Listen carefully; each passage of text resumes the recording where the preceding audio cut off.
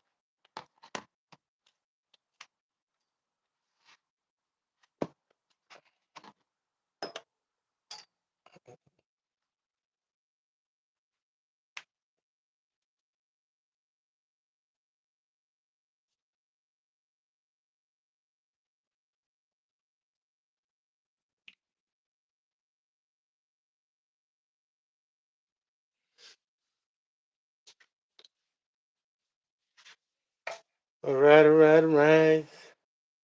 I'm loading up my tablet so I can see what's going on here.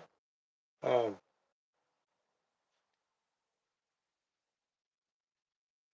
I'll get started in a bit.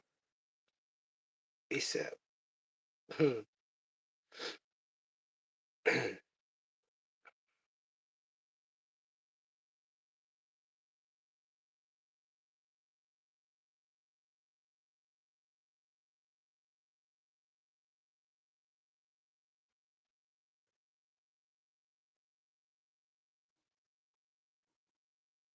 All right. Yeah.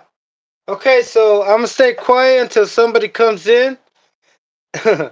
Or should I speak twice? Or I speak one for you saw this video after, or because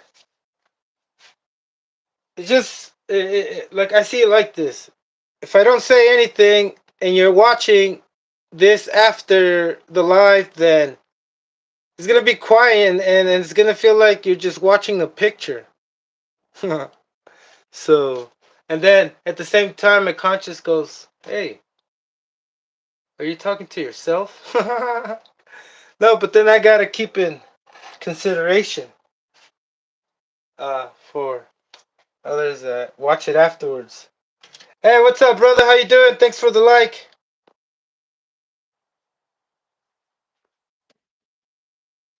I'm gonna give myself a like. Oh, I already did. Did I? Oh. Mhm. All right, so I'm gonna wait a little bit more until I get someone in because this is the alive and get some stuff ready. Some more light.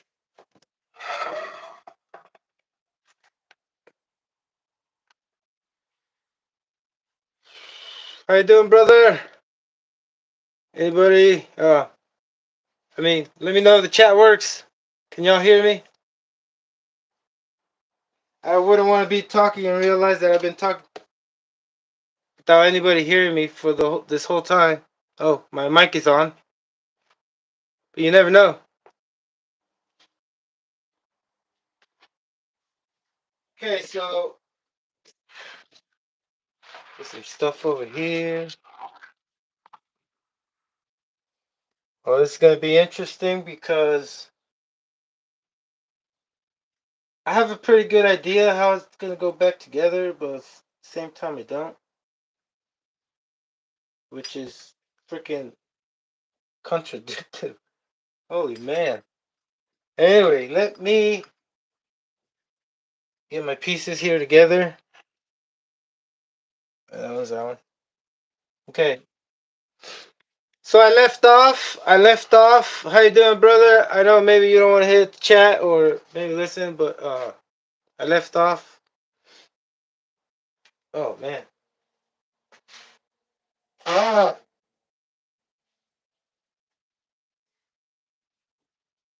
I left off. When was it? Yesterday, 3 days ago when I was on the live. I couldn't finish it because I was left out with bearings. Now I got them. I'm gonna finish putting this one on. But first, let me let you know what am I putting here together. So we got a FLM fast lane machine diff case, hybrid diff case and bulkhead with FLM diff case and GPM bevel gears and hot racing hardened steel spiral 8 pinion 26.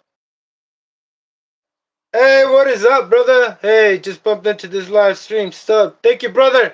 Appreciate it, KP. All right. Give me a sec. How's everybody doing? Thanks for joining me on this Saturday. Nice day today. Should have been out there burning, but I'm trying to conserve my fuel because my favorite fuel line is they're a little busy using all the fuel up there at these events. Shout out to TNR. Vancouver, Canada. That's right. That's what's up, brother.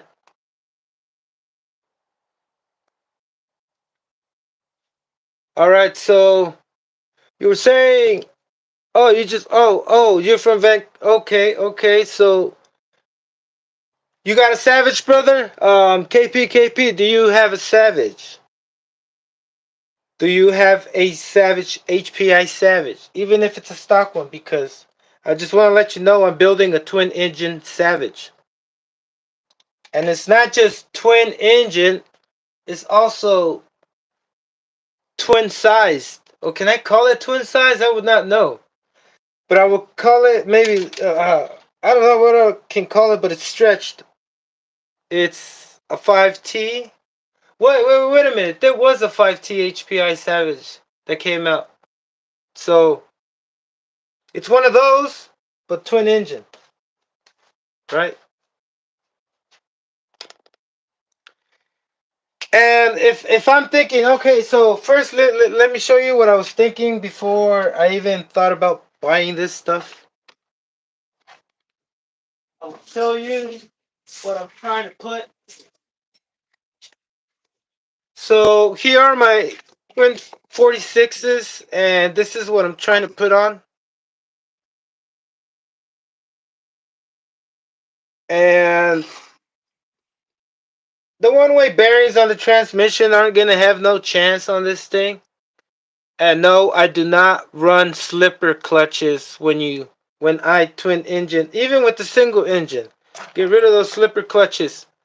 I'm going to start like a like a like a march, like a movement where I'm going to spread awareness about slipper clutches. You know what I mean? Like, they don't just make you spend more money.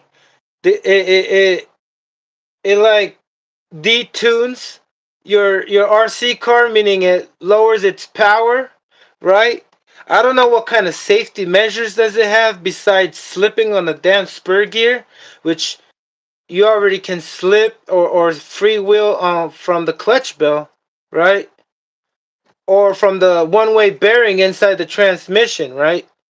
But to have a slipper clutch, it's like just saying, hey, we know how to make more money out of this. Kind of like video games. You know, they sell you a video game and then you have to buy to finish the video game.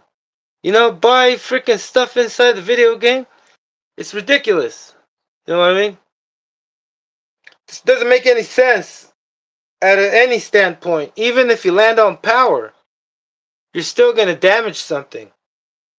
Oh, you have a Savage 21? Nice. Cool, brother. That's good. That's good. Any Savage is a Savage. That's all you got to know. You know? It doesn't matter what kind of engine, even if it has a small block, it will be a Savage. But here, look, brother, I'm just trying to put two, and I'm gonna try to put these. Nah, you can't put them like these, like this. Never put something where it would wait. Maybe you can because look, you got these up high.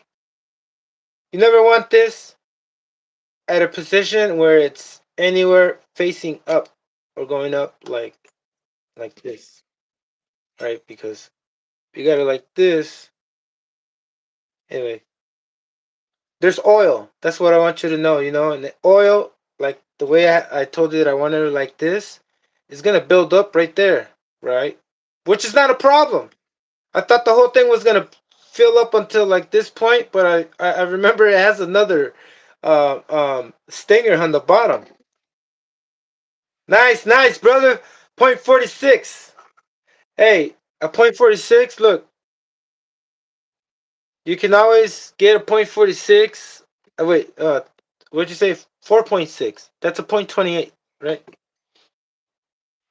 Um, get some really cheap on eBay.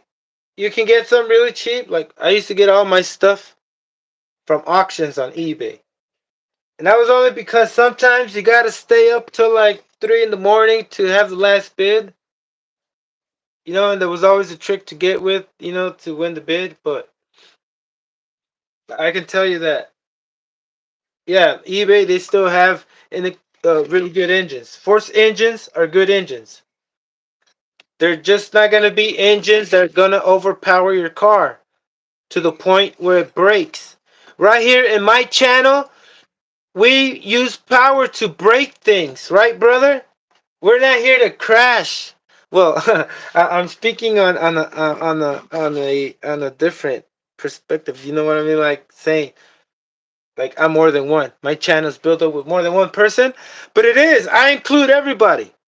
My channel is about anybody that likes to see these things go really fast. I like to see these things break when they're going really fast, but not when they crash. But like that keeps me moving. You know what I mean? Like it shows me that I can improve something already that wasn't meant for something. So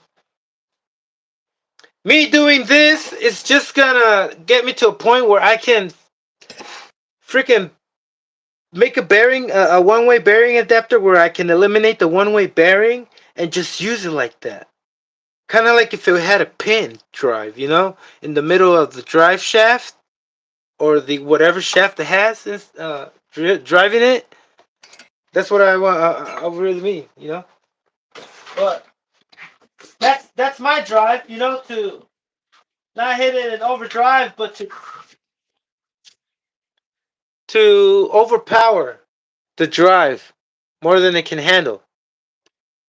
And then figure it out from there.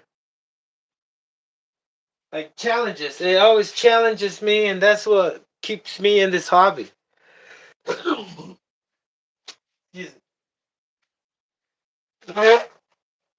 So what I'm trying to say, in other words, if I don't do anything new to my RC car, I won't take it out there because it's most of the time is about making it better. To my you know kind, like the way I RC, And yes, there's times where I just go in and bash, but I like to see these things improve, and I like to see myself improve because I waited a long time for this build. Ever since I was like, I'm gonna put 246s, the biggest engines you can fit on this, and then blah blah blah, whatever, whatnot. When I figured out the difference between an airplane engine and a nitro RC car and truck engine, I'm in the nitro RC car and truck section. I'm not over here trying to put a lawnmower engine on an RC car. You know what I mean? I'm trying to, or else I would have already gotten fit scale. I'm not saying I'm not into fit scales. I just don't. I'm not. I don't want. It's not my interest. You know what I mean? So I'm over here at the RC car and truck engine size, from point 0.7 to like, not even these little cocks I mess with, but I'm to like point 0.7 to like whatever, this one, 0.46. Or there's bigger ones, I think. I think the MGT made an 8.0. I don't know what, but whatever. Look, when I thought about, hey, I need to have those two engines, I started thinking about the drivetrain, and I started learning more, and then I started learning how it was expensive it was going to be for me to get nice parts. So, and I knew, like, it was going to take not just time, but money, brother. Money! Alright, so I'm here at this point, and then from here, I'm just going to build up and go from there, slowly. I'm not saying I'm going to build this in 2 days, brother. No. I'm not building this in 2 days because I do not have all the pieces. Right now, I'm freaking super excited to put these diffs together because I want to see them when they're finished. So let's do this. Um, when you get these FLMs, diffs, they give you a big old freaking, like, these are from both of them. And they give you these adapters, right? Just letting you know, they give you these adapters just in case you don't know.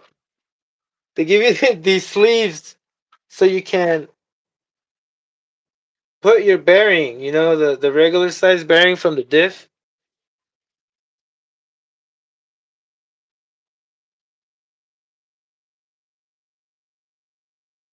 That's if you're using the same regular bearings from the stock, what do you call it? Oh, give me a second, brother. I just started looking at your messages, KP. But I wanted to show you that when you get this, if you just in case or anybody, you get these little sleeves so you can um, put them over the bearing thing right there because they're a lot bigger, so they're more robust, and you only get one of these bearings because that's all apparently what I needed. And the reason being is because since I'm using a hardened steel upgraded what do you call it? Gear, ring and pinion, the ring gear. So since I'm using this spiral cut ring gear and it's like hot racing, this is smaller than the stock diff from the Savage. It's way smaller, and it uses the 8x16, I believe, bearings. But the other side where the diff cups, I think that's why they only include one because this size. And I was so confused. I was like, "Why is there only one in each package?" For the diffs, and it comes with one of these big bearings, so you can put it with their FLM diff cup because it's bigger, right? So there you go. Um, Next thing I gotta do is, well, I don't know if you guys know how to put this together, but let me just start from this part.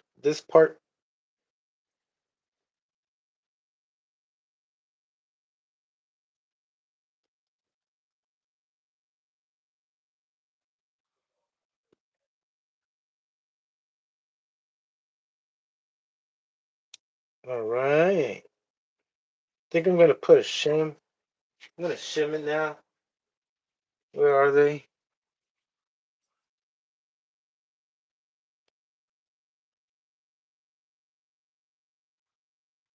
Oh, that's the wrong one.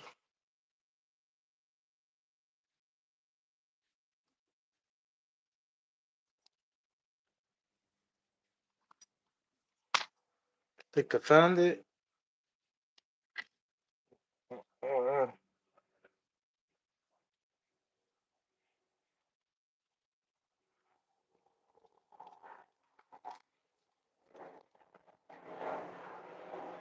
These better be it. They're not it, man.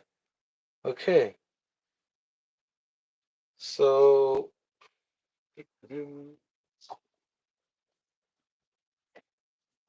I should have these shims. If I don't have these shims, oh, I do. I have to. If I don't, uh-oh. Okay, those aren't it.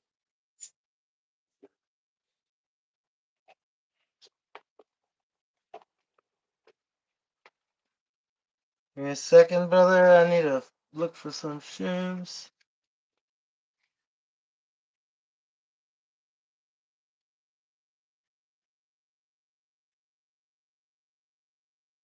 Right here, we're gonna play the trial and error game. Oh, hey, look at that. Thank you. It didn't take me.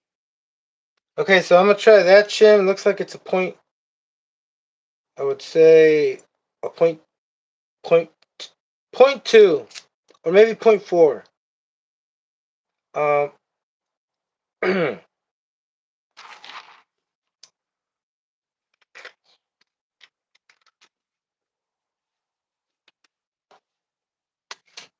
we got a washer. Oh, you know what I was gonna say? Right now, as soon as I put this one together, with everything, I'm going to. Oh, let me check out the questions, brother. The chat.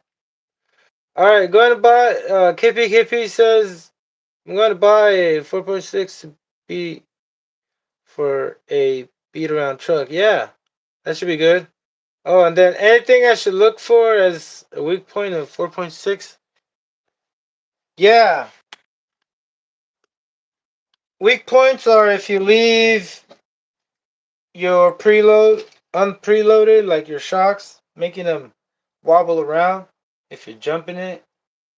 Um, what else? I'm trying to think of everything. Um, it gets loose, the engine mount, when you really hit it hard. So you gotta adjust it. What else? What's something that I always mostly like nothing really, brother. Nothing really, unless you have a slipper clutch. That's the weakest point. That's the most weakest point. That's the unnecessary weakest. That's a trap. Not a trap. Yeah, it's an entrapment. Well, what? How can I say it? Like it's unless like I was saying earlier. There's no point. I don't see a point of me because look, if you let go of the gas of the throttle, your engine's not gonna spin. So if your truck is still moving faster than the engine is spinning, well, they're running synchronized together, uh, pretty much your truck can freewheel. You your clutch bell can spin faster than your engine. You know what I mean? That will act like a kind of like a one-way bearing effect. Like a freewheel. Like it can roll. It's not like I was thinking that one time. I was thinking that it's kind of magnetized. You know what I mean? Like if the clutch bell, like say the engine is not on and it's like off. Say if you spin the clutch bell fast enough, you can start the engine like that. I don't know why I was thinking so that way sometime. One time, pretty crazy. But anyway, there's no really weak points except the depending if you have that slipper clutch, your wheel nuts, and what else can I think of? Well, not really, 'cause that's why it's called the Savage. But then you got that slipper clutch. Oh man. Yeah, that thing is it's pretty. I don't get it. You know. Okay, so look, this is my first time doing this, so don't. I mean, I'm not trying to like insinuate or what can I say? Don't like. I just want you to learn why I'm learning. You know, because it's my first time putting a diff together. No, not.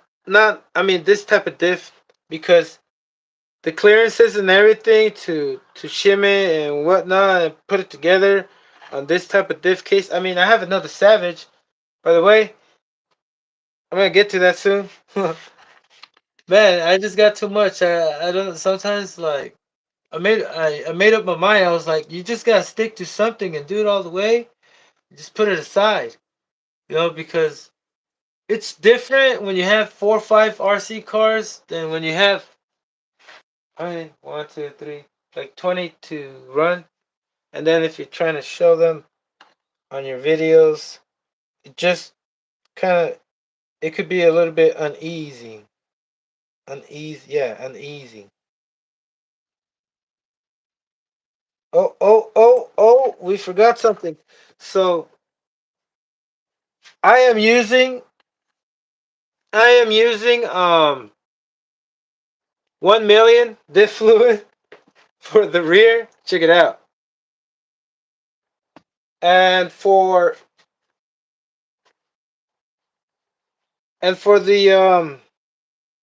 the front ones I'm gonna use like I don't know, I'm thinking maybe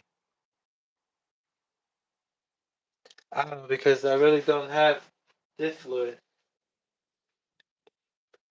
I have a Traxxas diff fluid, but I don't think I want to use that.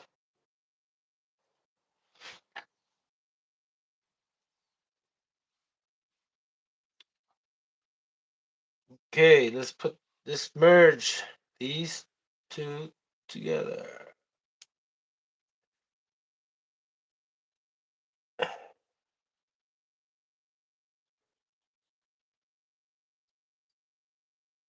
Oh, did I do something wrong? Uh-oh. I think I did. I moved it. Were you supposed to move it? I wanted to make sure they were there, but look, I wanted to put Loctite. Now I'm not going to be able to.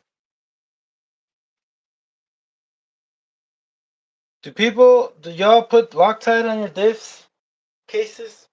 Probably not.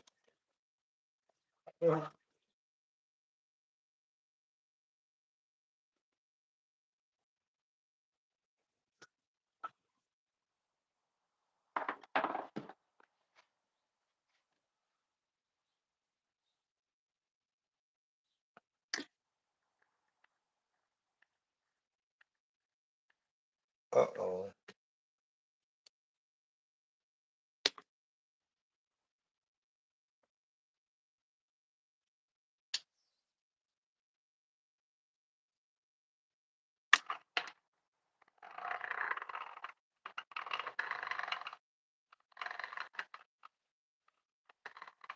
What? They don't match up?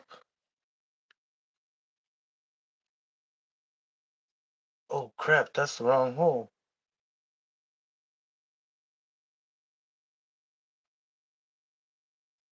Oh, that's pretty neat.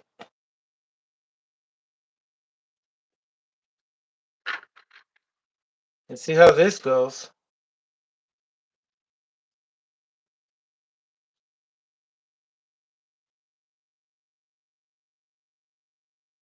Yeah, this is uncalled for.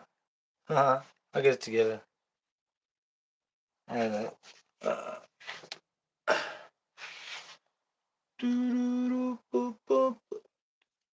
me just strain this out so I can get a better understanding of my position. Kind of like if I'm having a crank sensor. So I'm gonna spin this around a little.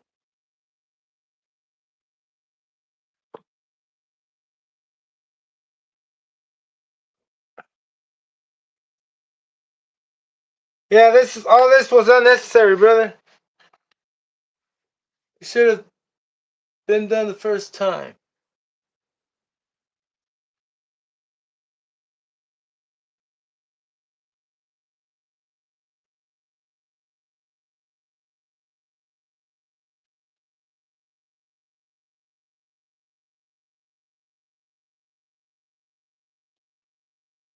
You got mail.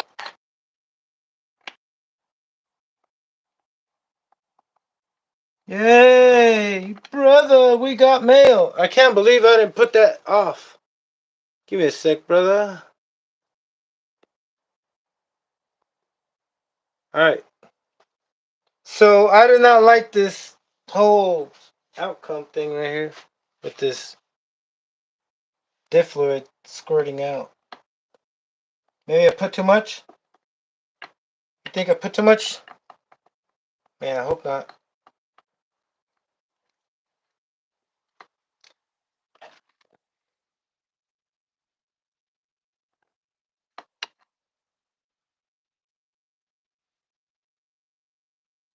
Okay, why is this thing still in here? Not supposed to be in there yet, brother. Okay, so I want to make sure. Oh man, I already put that too tight. Even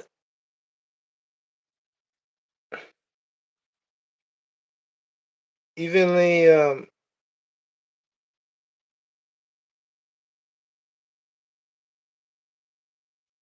tighten it on each side. Oh, how can I say that? I didn't say it right.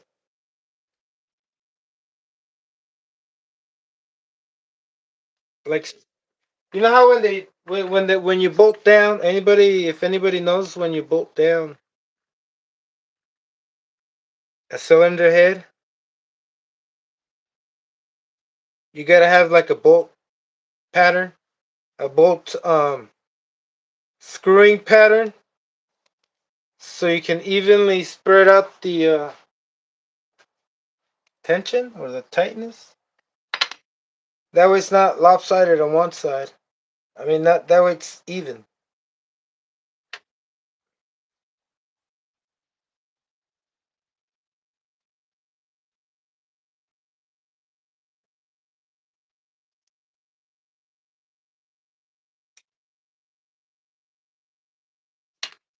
Okay, okay.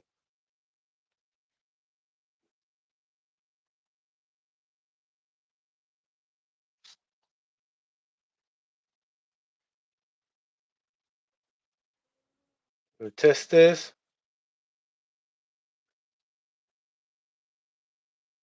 Oh my god, this is wrong. Oh no.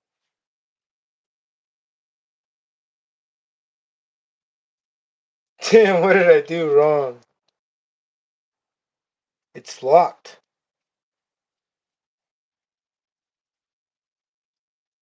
I'm gonna have to remove some.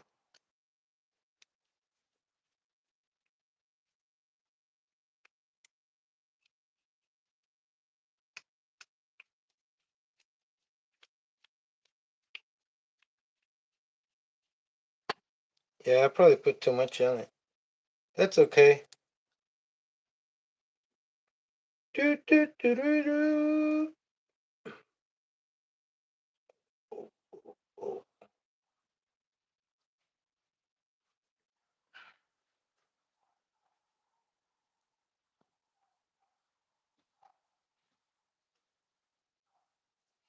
Man, this thing is like hot glue, but it's not hot.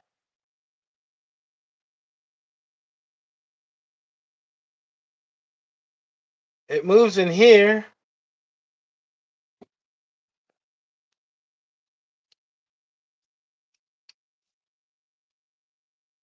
Jeez.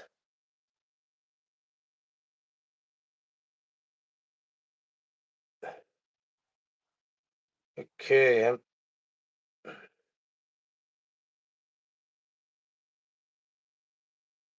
jeez.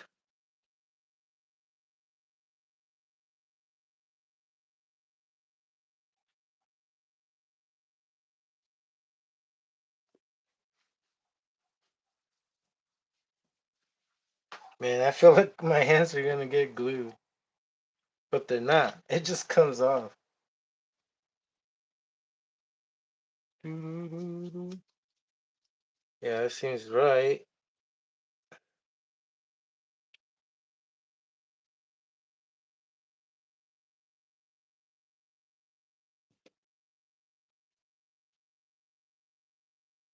See? Oh. I did the thing.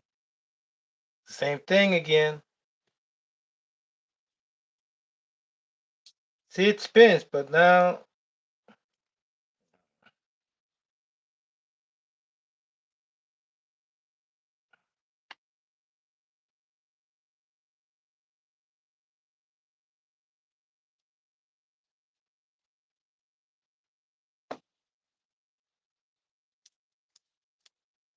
Done did it.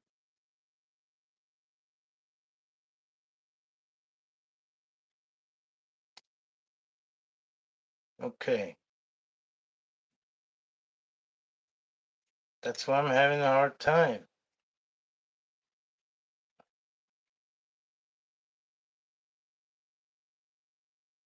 Yeah, I want to know why I'm having a hard time. Could it be because I'm on camera? I don't know. Oh man. Evenly distribute. I'm thinking these screws are too long.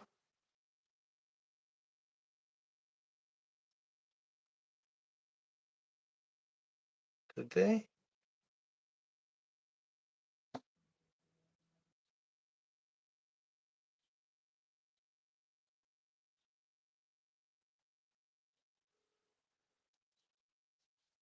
Okay. So here's what I know. I'm gonna put one on, and I think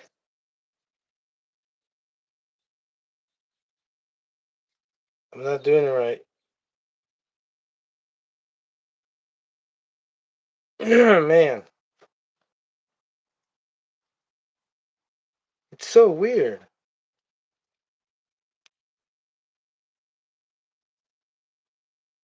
Oh, now it came up.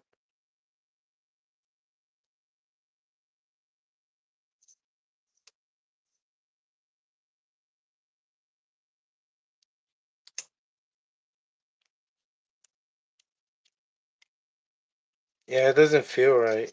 I mean, it's skipping. It's like if it needs to go lower. So I'm thinking,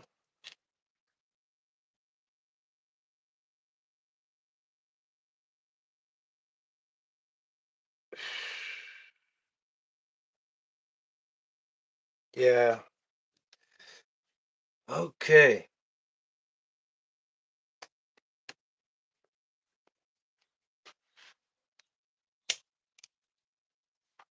Damn.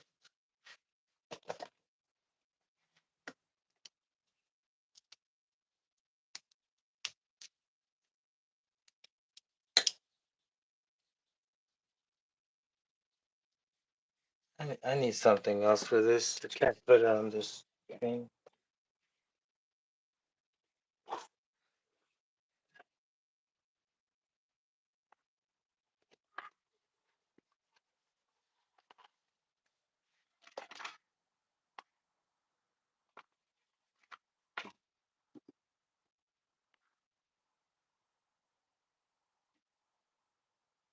We're gonna figure it out. We're gonna figure it out.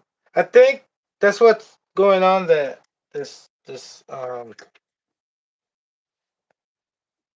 my bevel gear isn't reaching into the planetary gears.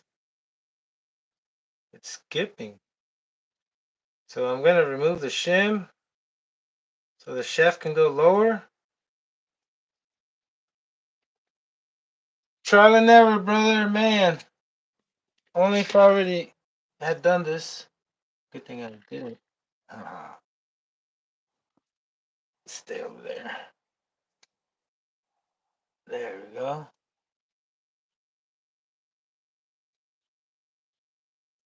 Wait. Oh no.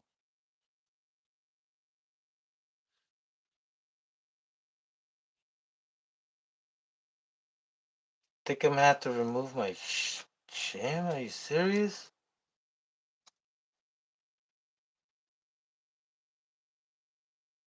What?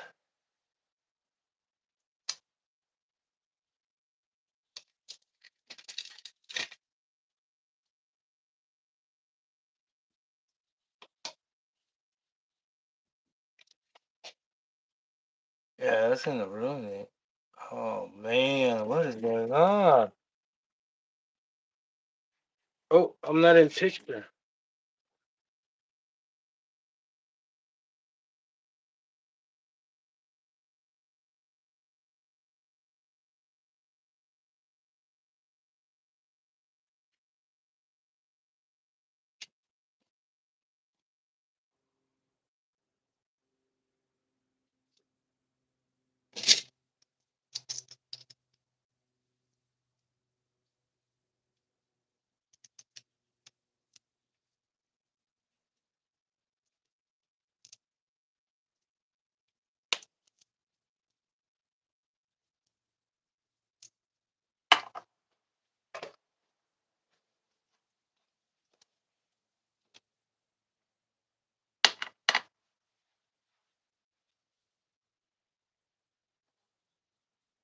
Wait, what the?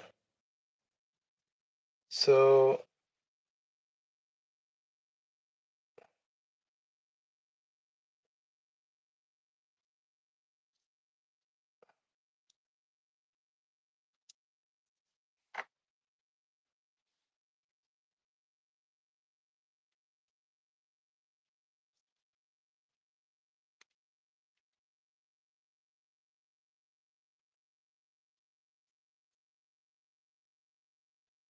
see? Oh, see this? It's working fine right now, but as soon as I screw them on, oh,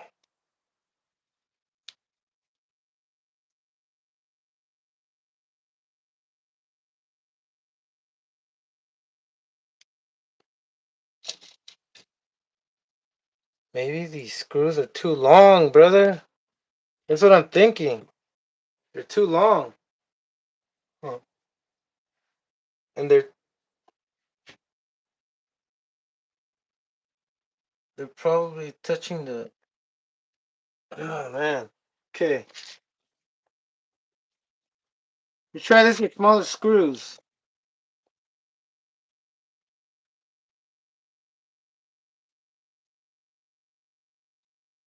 Cause these could be way too long.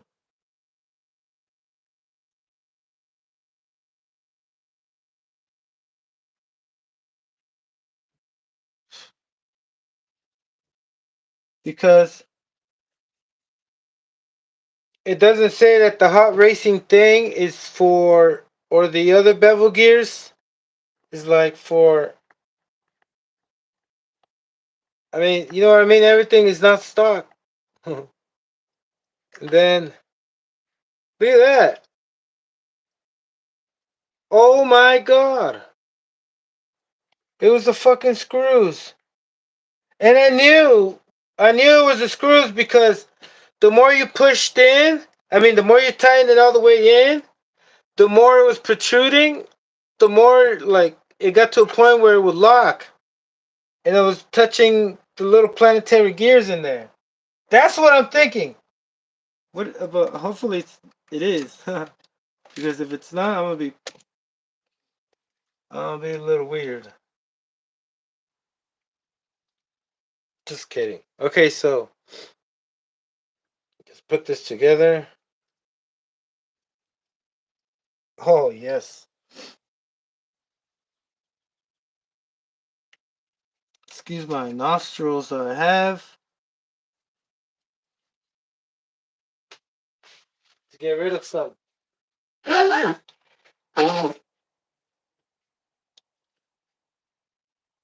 All right, brothers. So only, what is up, only?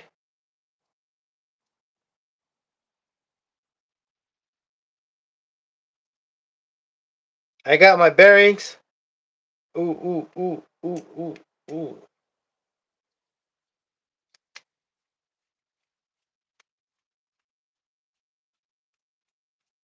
I got my bearings today, so I'm here to finish this up.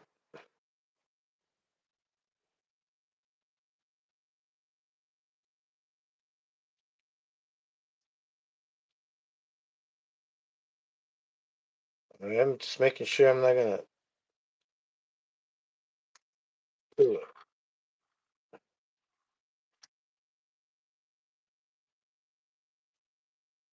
What's going on here?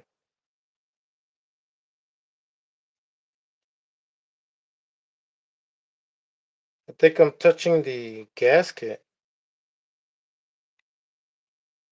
Oh, there we go. You gotta be very careful, not. Make sure it's slowly and gently it's screwing because it doesn't take much for these to get stripped from the threads. So, oh, beautiful.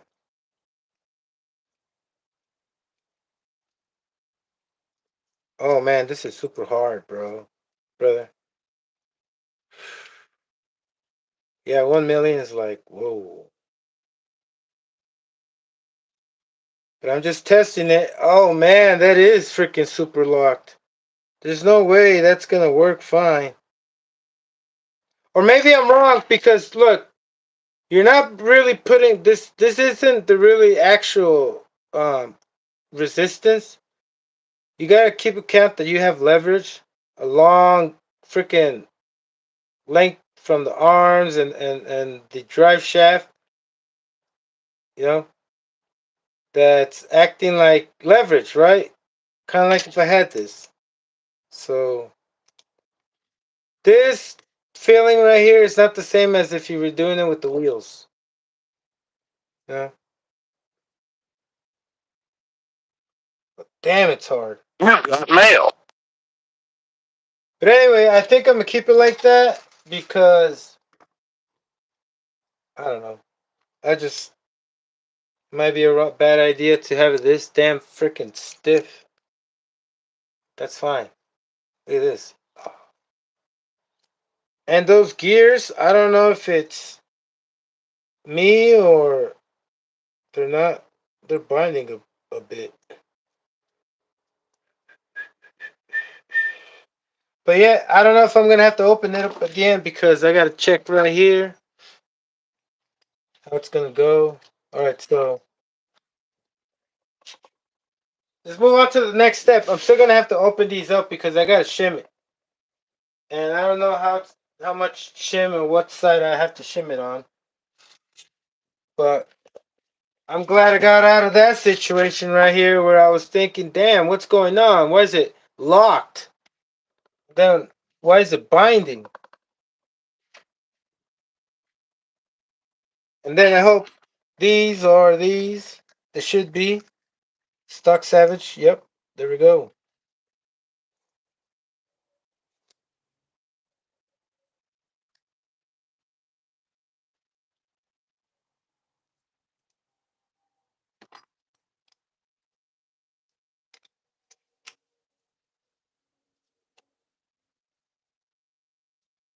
Oh.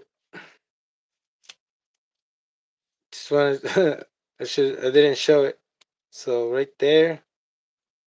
That's not the way it goes, brother. Alright. I'm gonna have this rag right here. This out of the way. No. Okay, we can get rid of the 1 million.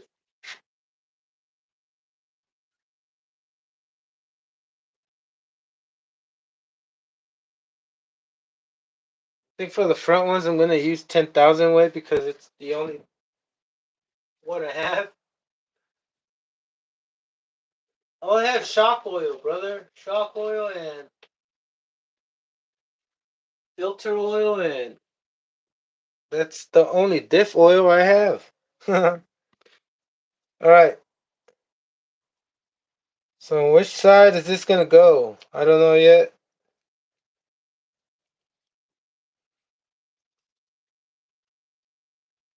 Oh, whoa, come on, brother.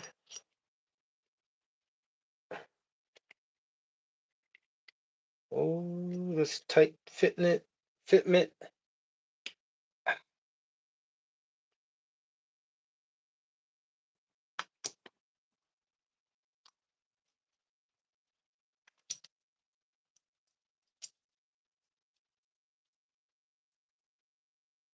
Oh my God.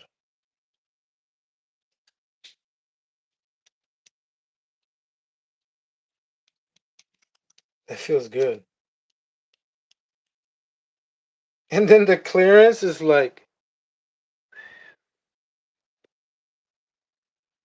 let me see if I can show you. Right there with the bevel gear and the diff case. It looks like it's scraping, but it's not. Focus.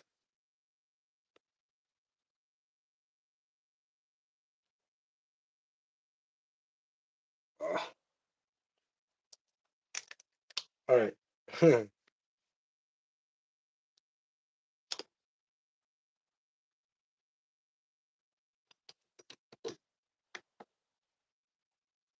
Okay, so you have to spin it counterclockwise. So it's the right direction, and this is the wrong direction.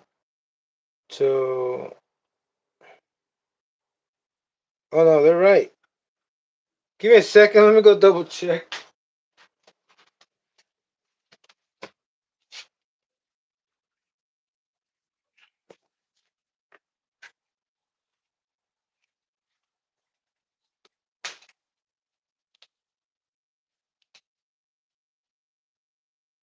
Oh my God.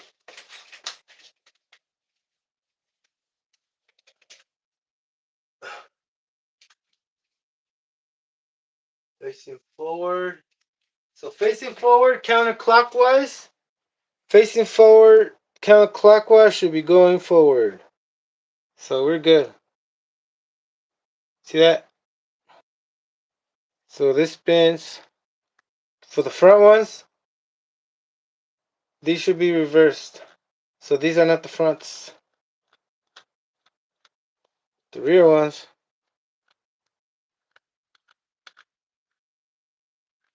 Good. I hope so. Anybody know? Let me know if I'm doing it wrong, please, before I continue. Man, this thing has a lot of screws. Pretty cool. And Teggy, I have another Twin Savage that what's it called? Hold on, give me a sec.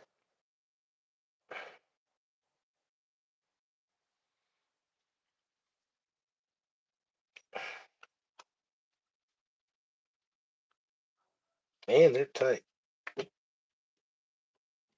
There we go. Like I said, what I wanted to do was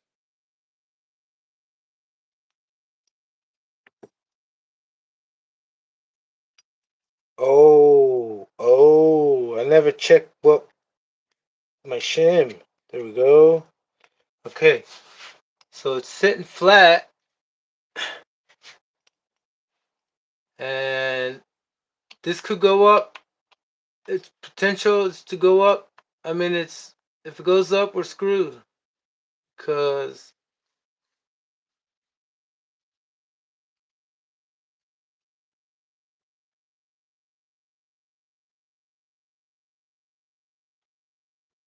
so I'm going to spin it down. Okay, now I gotta think.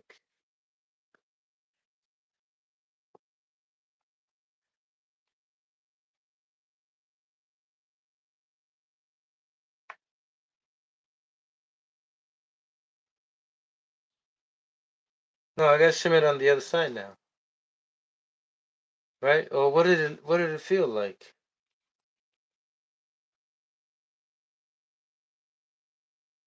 Oh, on that point it doesn't move at all. Yeah. So we're good.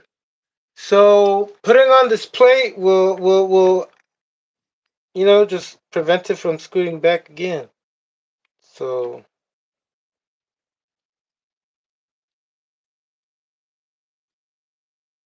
because if I put a shim there, I mean it doesn't really matter if I do or not. But over here is already on, and it's like,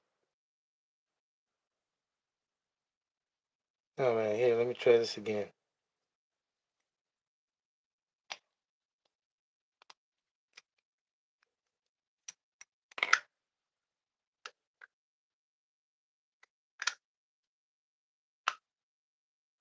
Yeah, I cannot move side to side the diff, so that's good. And you spin good.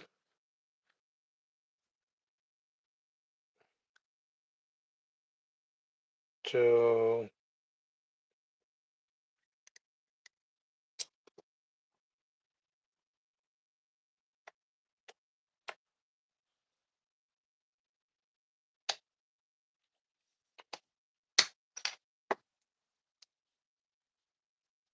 oh yeah, I could put a shim there, but is it necessary? Nope. I don't see that it's necessary for this to be held because I don't know. Hey, I'm tighten it up more.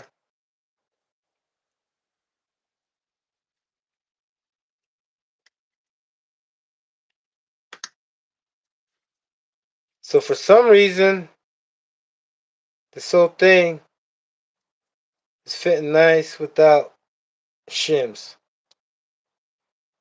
If it wasn't this diff case, it would probably be a different story. Not talking about a different story. Now I gotta figure out if I switch the positions, man. Oh no.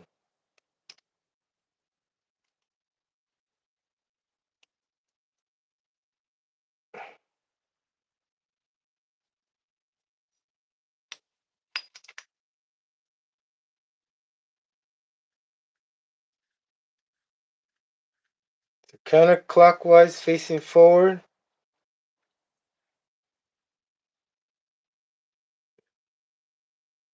Oh man. This is yeah,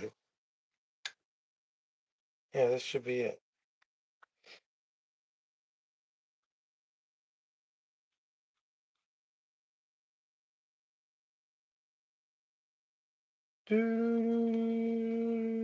Okay, got it. I just convinced my brain that I'm doing it correct. And if this turns out bad, like, breaking in the first run, then I'm just gonna say, hey, look, my brain tricked me. But look, um, I think that's good. Let's put on the screws. There's a lot of them.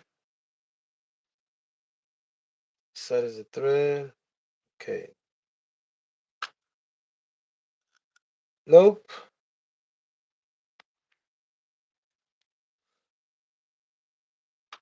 Oh man, there's a lot of screws here.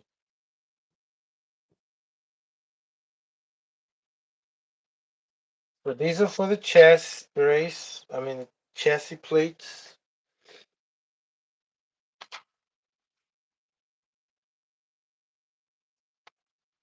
Oh, these are the dowel pins. Dowel pins, dowel pins. If you want to use dowel pins.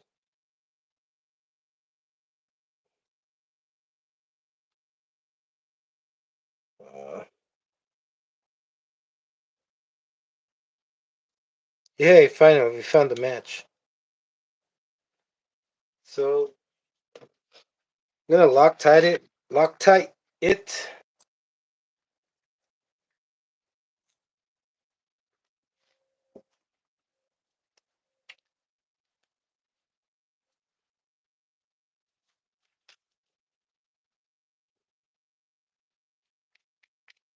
No.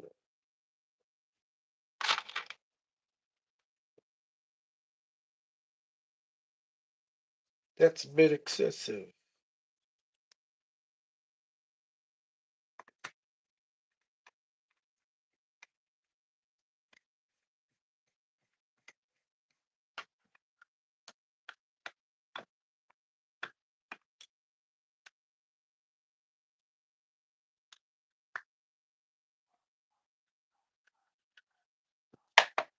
Jeez.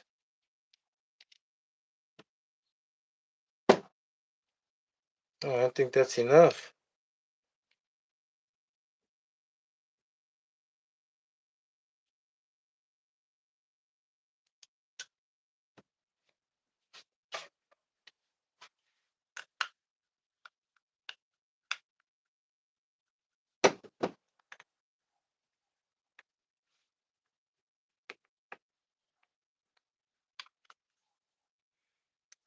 How long did that has taken me? 1 hour to complete this. Wow. That's cool. Alright, so this is the rear. And it better be the rear. The other one should spin the opposite way this way. And go forward. Wait. It does. Because if this could go on either side. I thought I was going to have to put it the opposite way. The ring gear on the other side. So...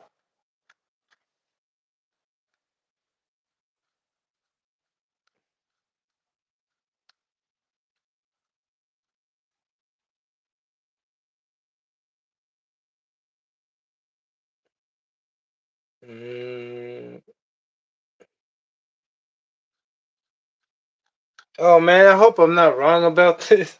It's just giving me a big old headache.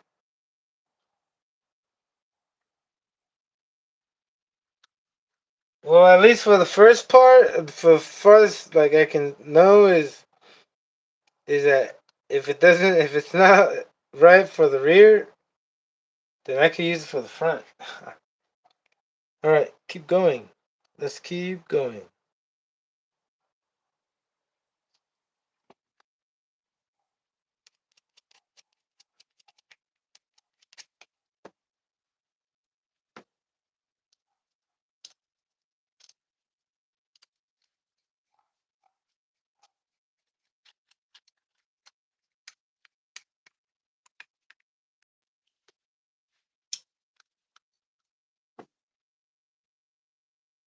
More screws. More screws.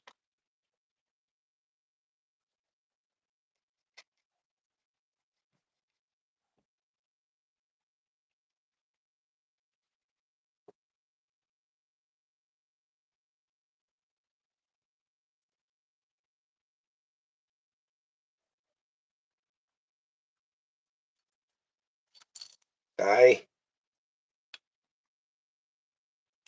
Trying to give you guys a better look right here.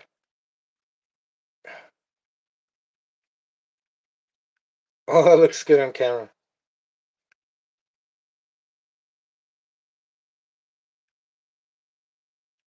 Whoa, whoa. For some reason this thing's maybe I put in the wrong one. Is this too long? Yeah. Oh crap. Where's the instructions ever? Man.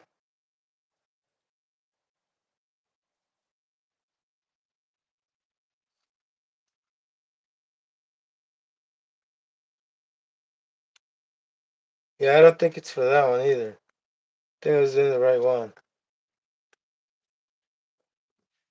Get the book out. Wait. Um FLM doesn't give you a instructional book. Oh no.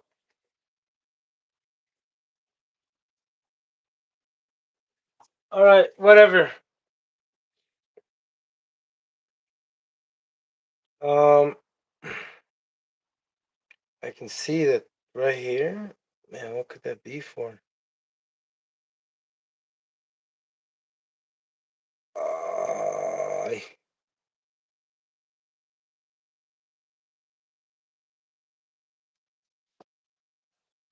say.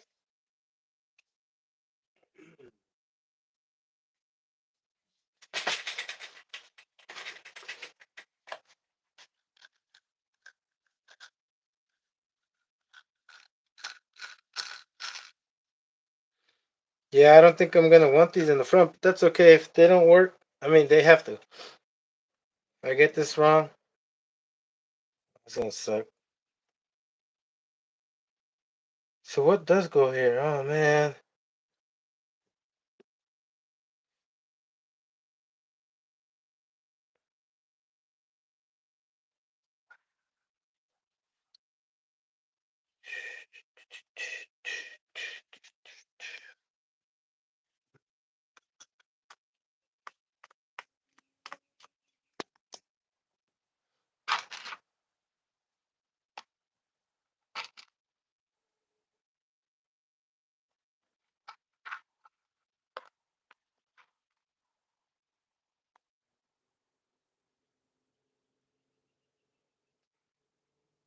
Yeah, I think it has to go all the way through.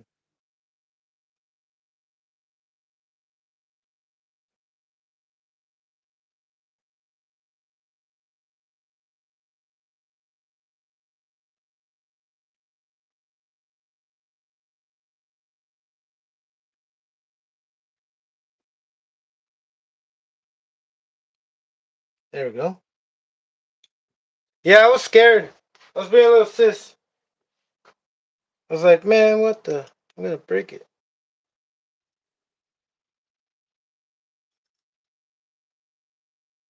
All right, let me get something to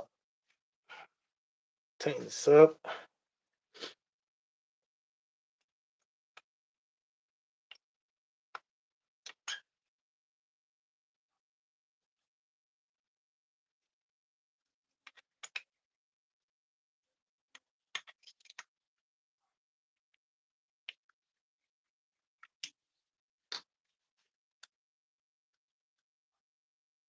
Okay. One more down here. Now I got it.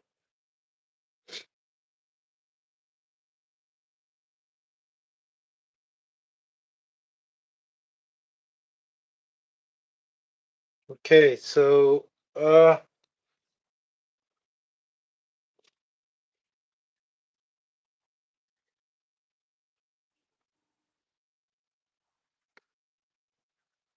it's one side. All these screws should be for the chassis. Yep. Um,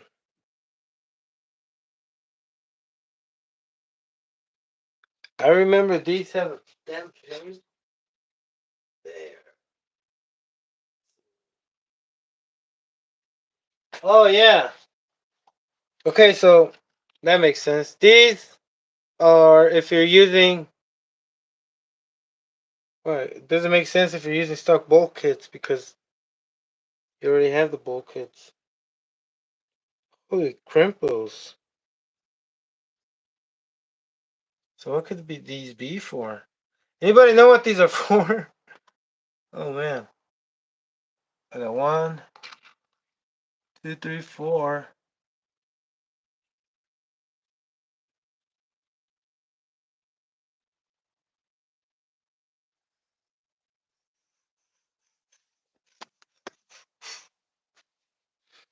Yeah. Um thinking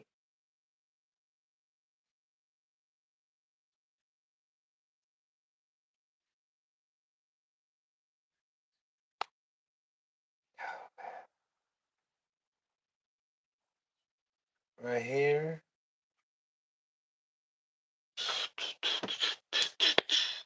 Okay.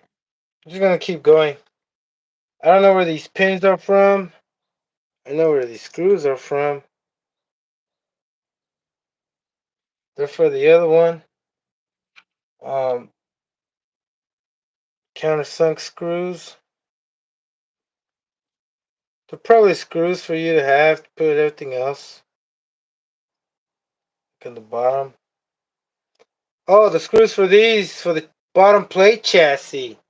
That has to be, it only makes sense. For the bottom plate chassis and the, yeah. It has to be.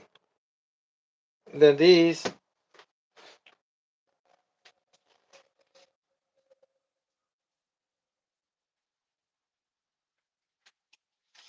Oh, man. Okay.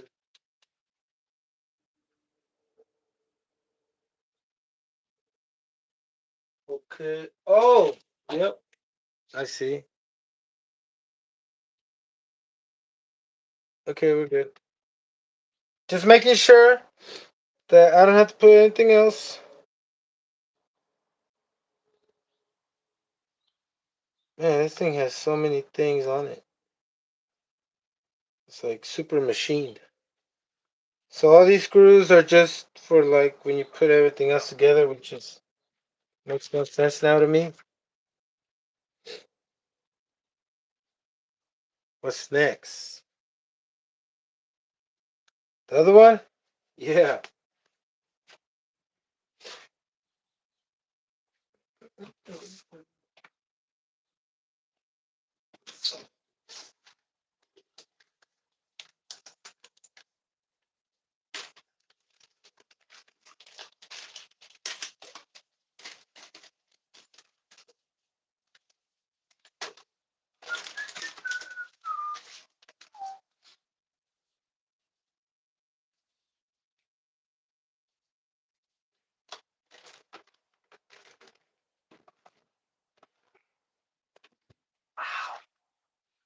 Ow.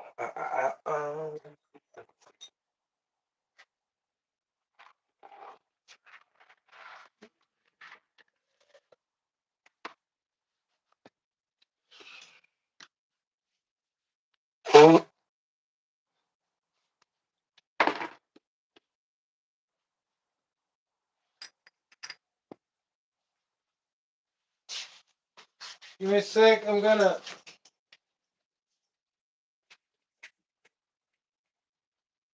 be right back.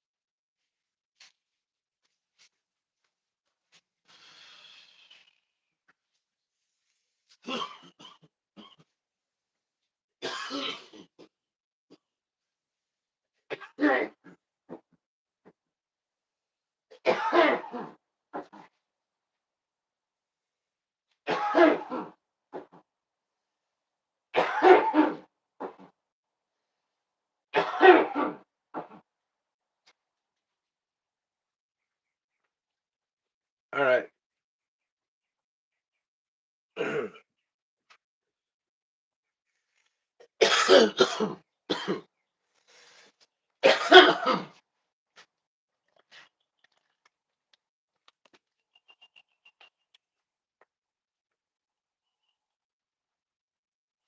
So next, we're going to do the other one while I record it for a YouTube video.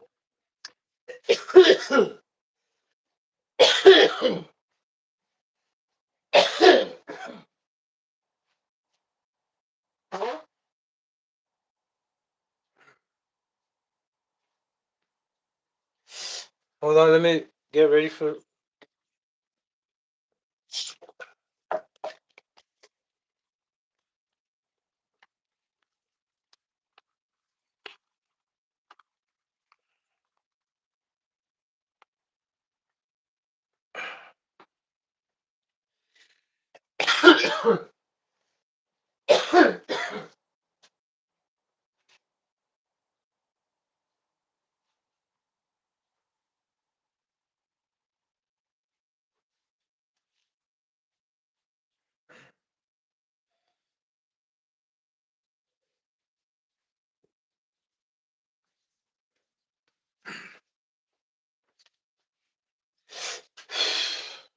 Right.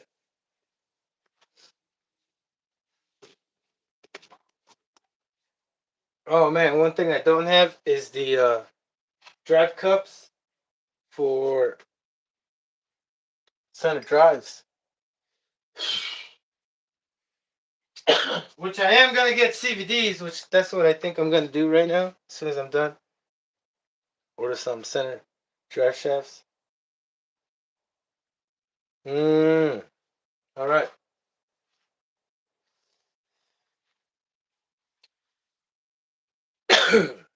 Wait a minute. I only need the rear CVD because the front one, there's no way I can get a CVD super long. They don't have any CVDs like this size. That's long.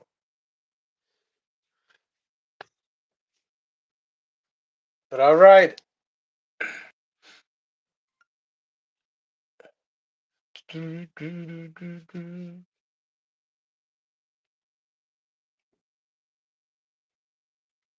me a sec.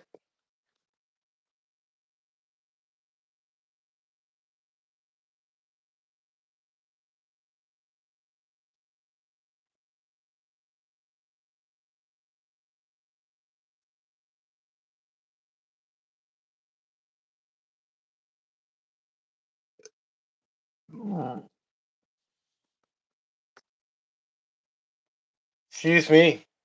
I did that with my mouth closed. It still sounded horrible. Trying to get this thing. Alright, action. No action. Too warped.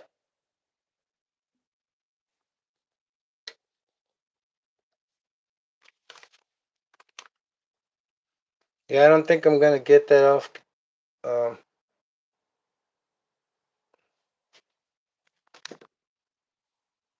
Alright.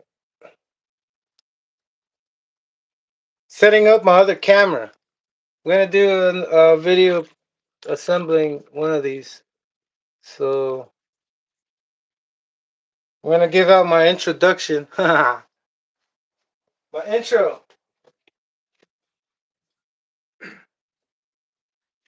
Okay.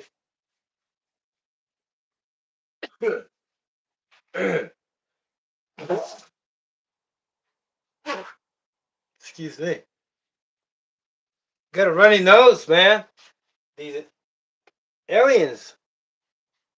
Bacteria are the aliens. Alright, we have everything in picture. Everything in picture. I better do it up here.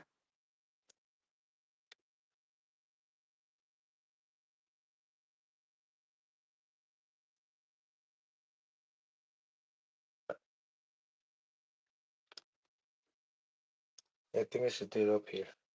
Okay, right here.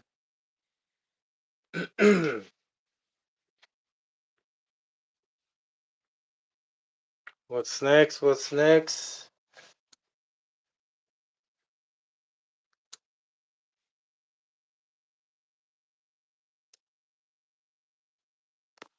Okay, here we go.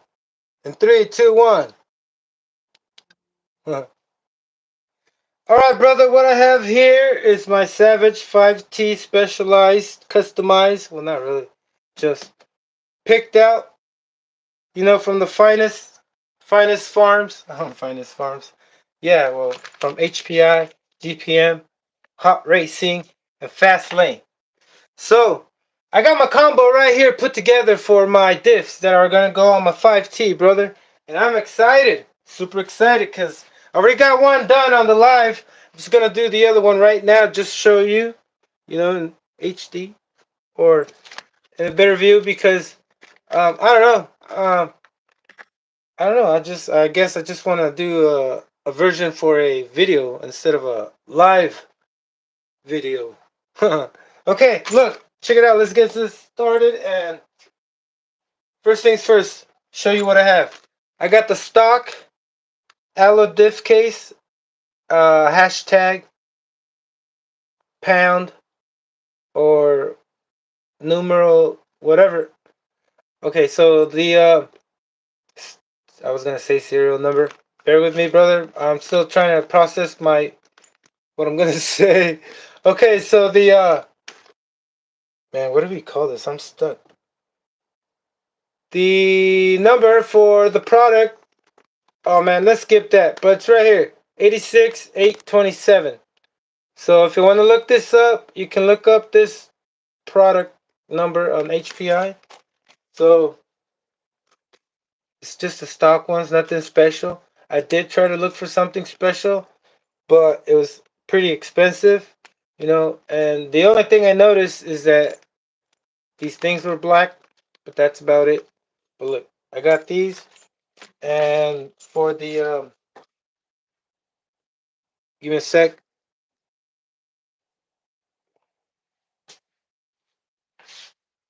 Paused it.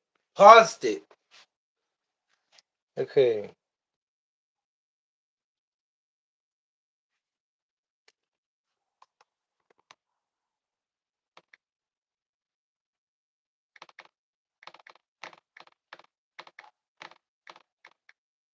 Hold on, brother. I gotta look something up.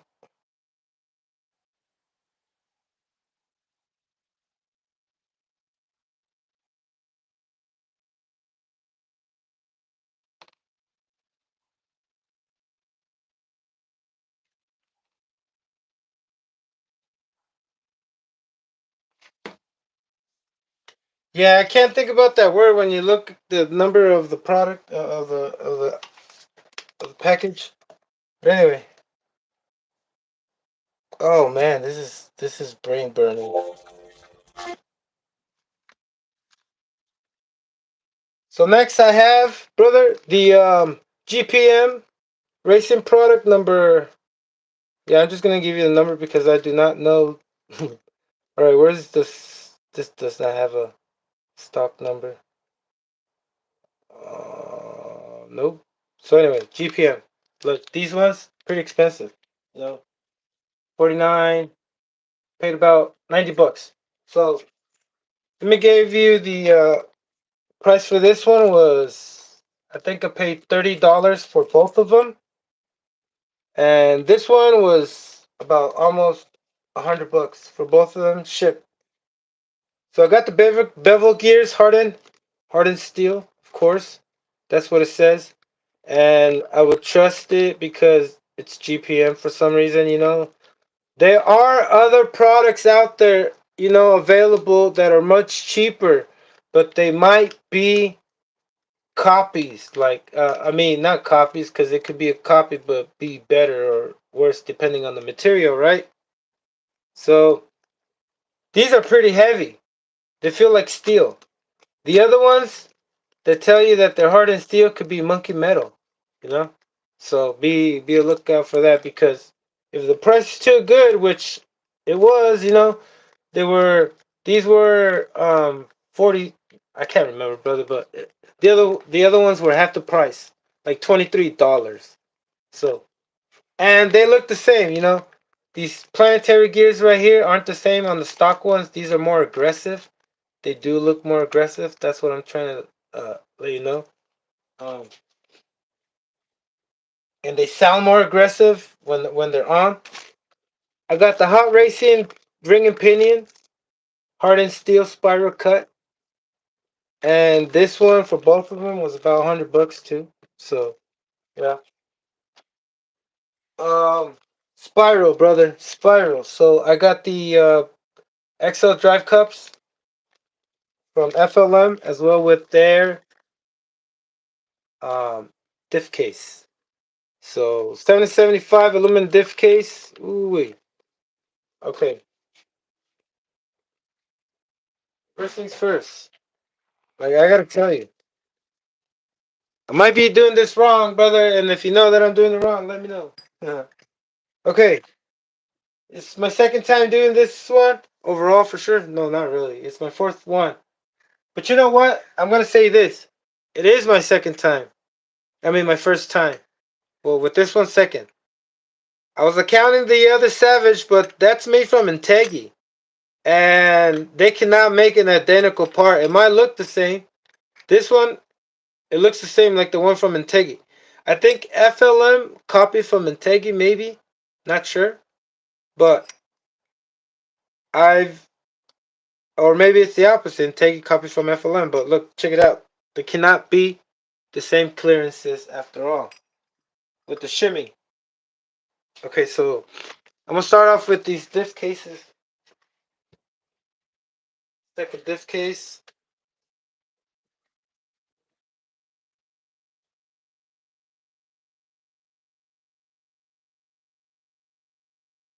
Alright.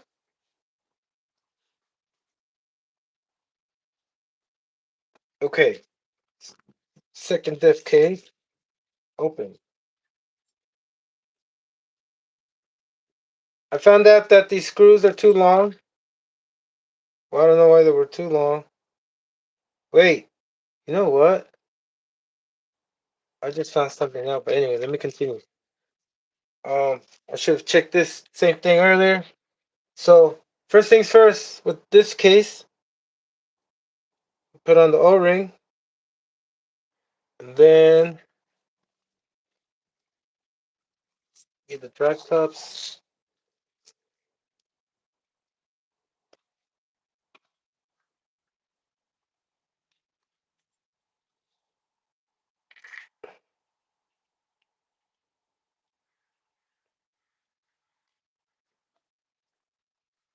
Whoa.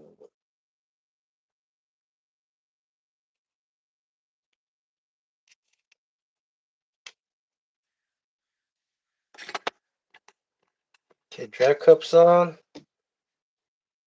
with the.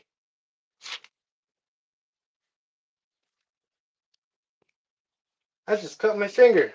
Oh no, just realized it. Okay, drive cup with the O-ring. Now I gotta open up this bag. Get some pieces out of here.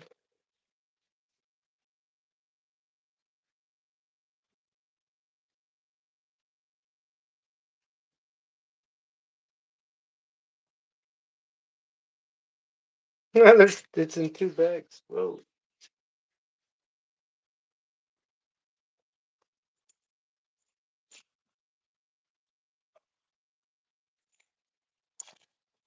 There we go. What?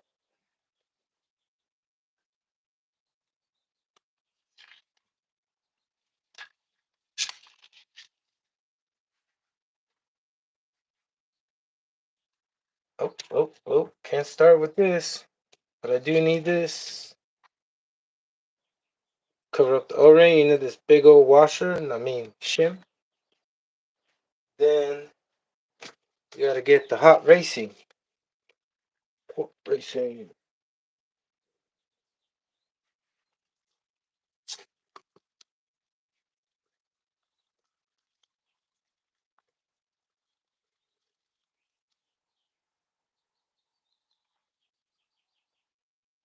Wait, we don't need the hot racing yet. What am I doing? I need my pins. Do do do do. Thought I already had my pins out. I guess. Guess not.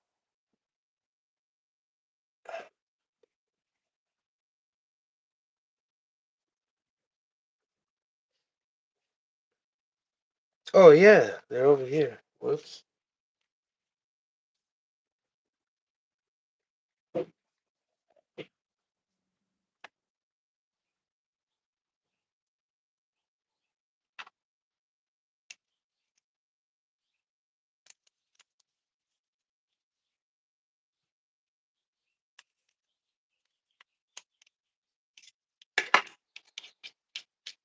There we go. Now I need my GPM. This is what I needed. I was looking for. GPM.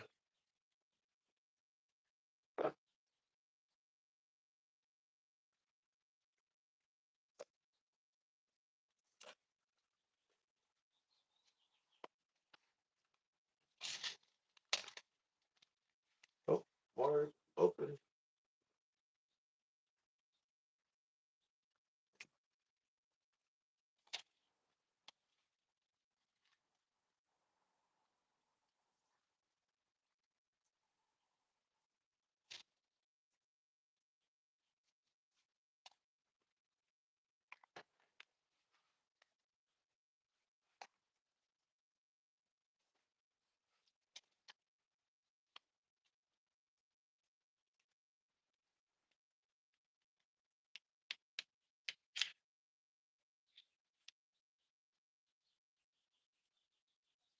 Hey, what the hell's going on right here? I forgot to put the pin. I mean, my.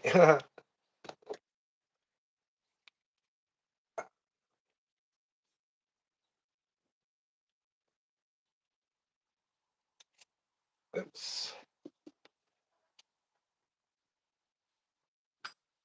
Apparently you gotta put your washer first. Whoops. No more whoops, okay?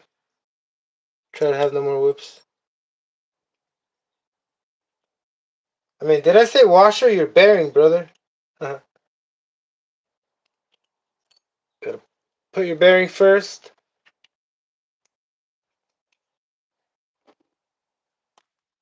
Then fight off that O-ring in there and push it down too with the magnetized thing that's also pulling it up while you're trying to pull it down. So it can give you a harder time, you know? Instead of looking for another pliers. These pliers? Nope. Tweezers? There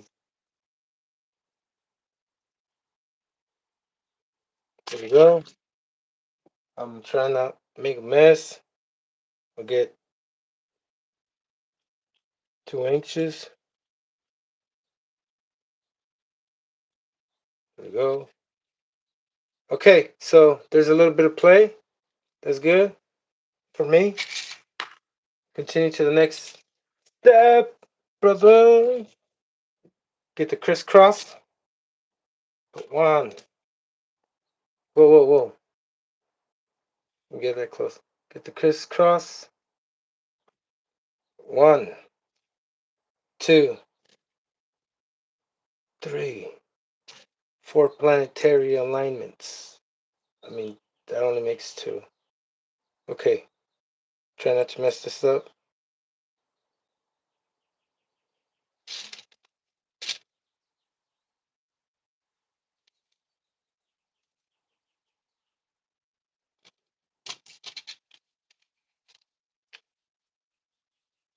Well, this could be difficult. And you put them in all the way. Alright, one more. Scattered all over. Oh, lean with it. Oh, this is tough.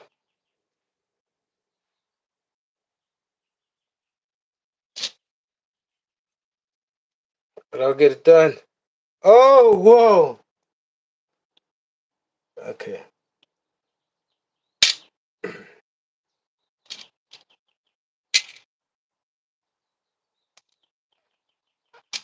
Maybe I'm doing it wrong. Maybe I should put one first instead of trying to put all 4. Here we go.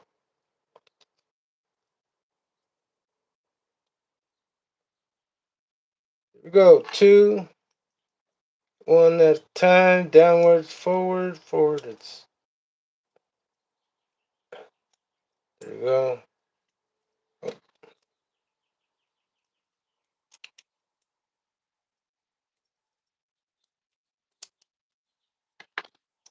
Got mail. At the same time, got mail. Alright, I really do need to put this phone on Do Not Disturb. But my kids are at the festival, my children, and I must stand by at the same time. Yay, making it difficult. Here we go. Thanks for the tweezers. And, oh, turn it the other way. There we go, there we go. Easy, easy, easy peasy. And there we go. We got them aligned and meshed up. Oh, took a minute, but hey. You see how aggressive those sound? Straight cut gears. Woo. Yeah, there's no way of working with that, so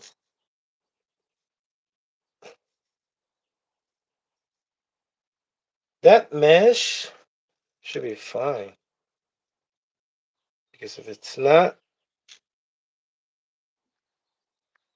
okay.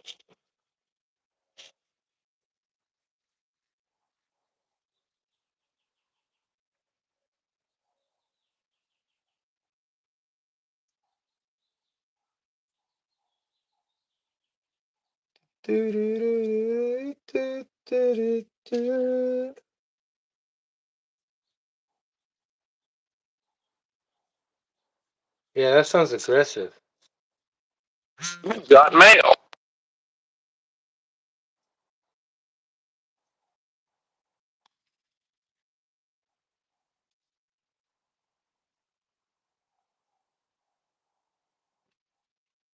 All right, so let's continue. Let me press record. Oh.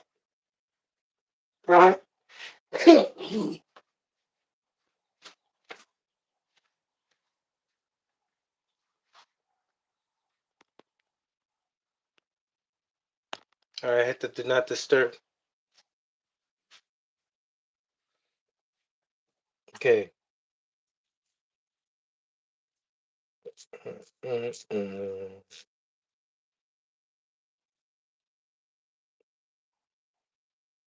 right, good. Just making sure I have everything right.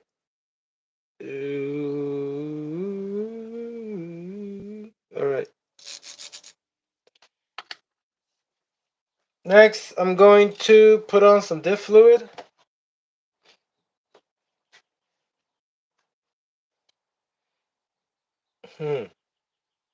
Where is the rest of the stuff? Okay.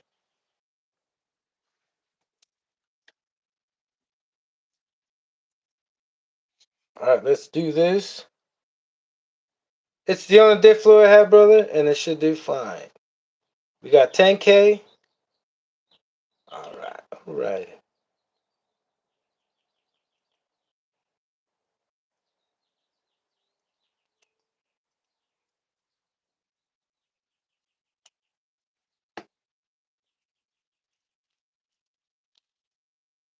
Whoa, whoa, whoa, whoa. Stick down, go down.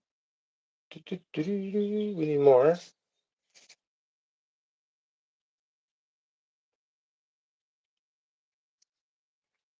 Maybe not that much, but hey. Okay, so next.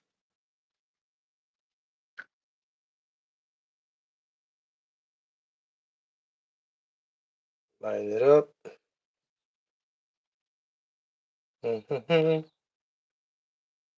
You got draft cup on the spiral ring gear.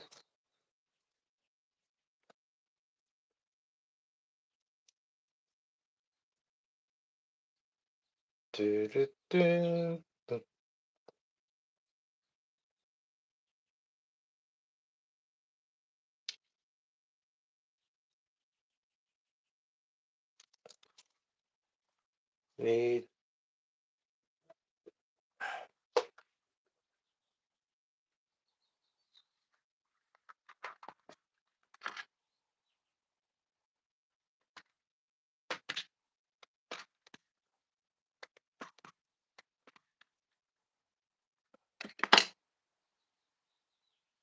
O-ring. That O-ring's too big.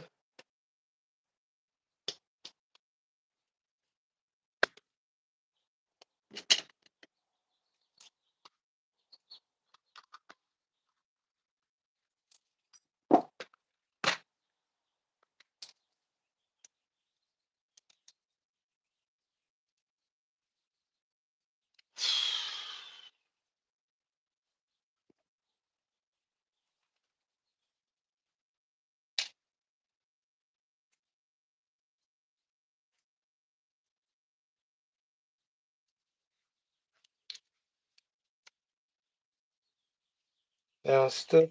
Oh no. Okay.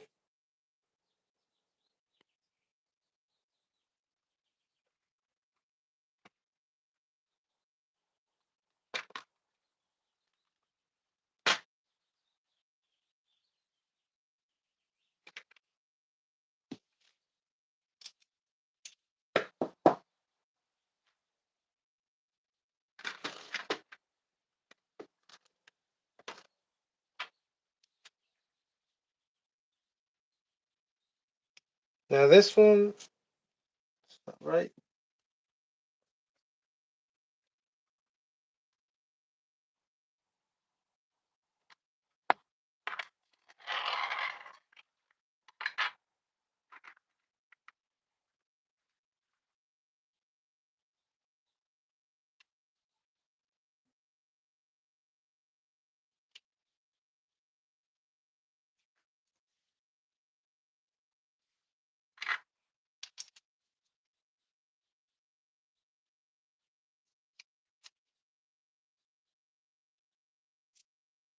I gotta make sure I put the right O-ring or else it's gonna leak.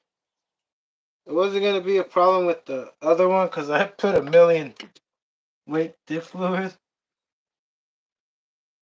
It's like, whoa.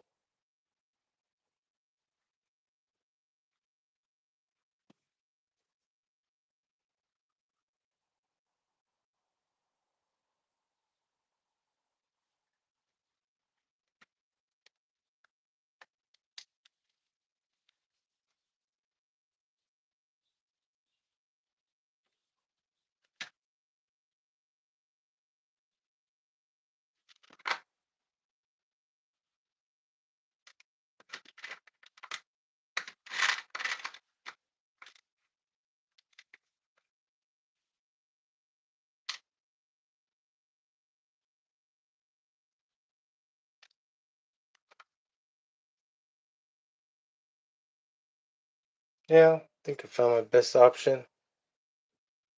Right. So we got that there. Another big washer. Then another pin.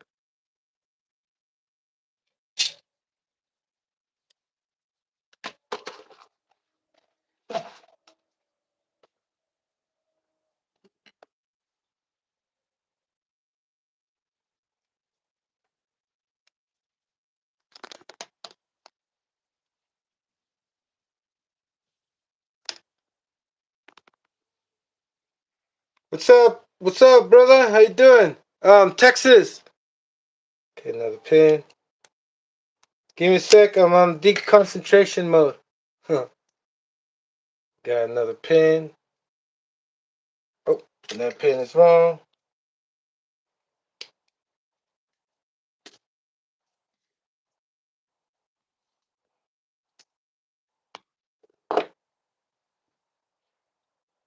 I forgot that I had to shave this thing down, brother. Okay, so I gotta shave this bevel gear, this ring gear down from right here a little bit, so I'll be. I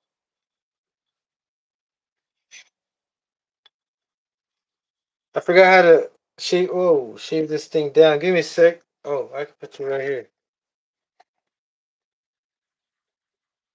All right. Well, let me read the messages. The messages. The comments. What's up? What's up, Texas? I hope. I hope. What time is it? 7:31. Oh yeah. You just text. I mean, message.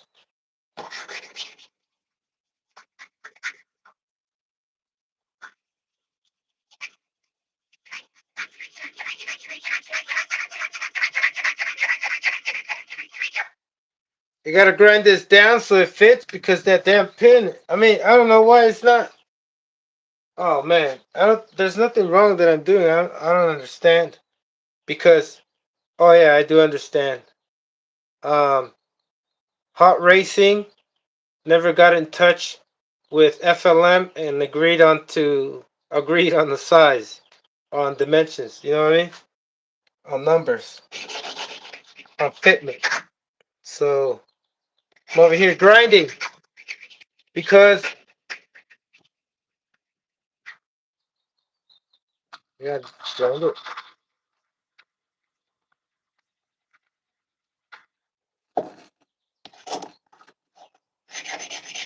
So after I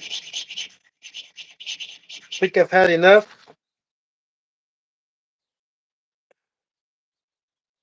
Nope. Oh,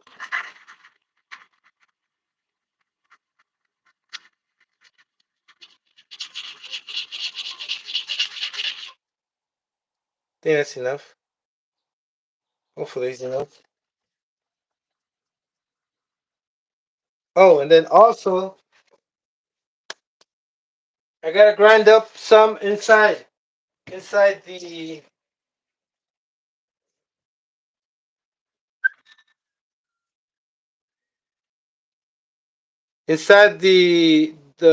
this area right here.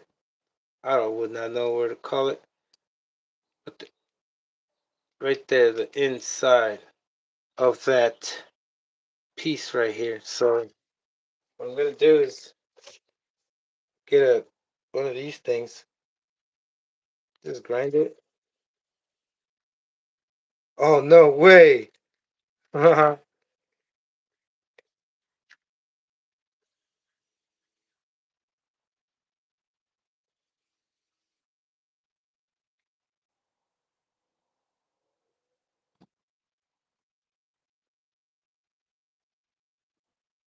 All right, brother. So it turns out that you have to grind your bevel gear. I mean your ring gear.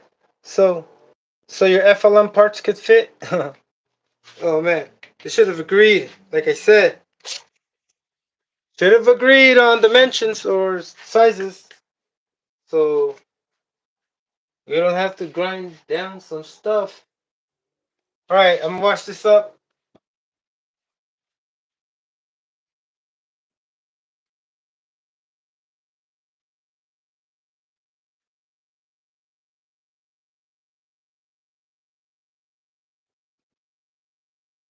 Give me a sec.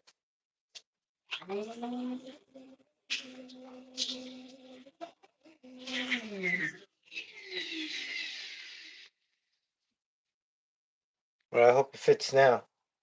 Um.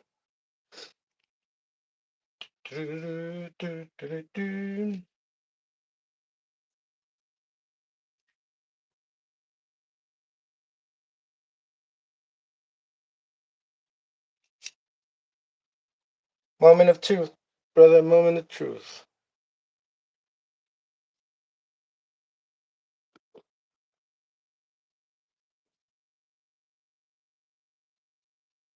Mm.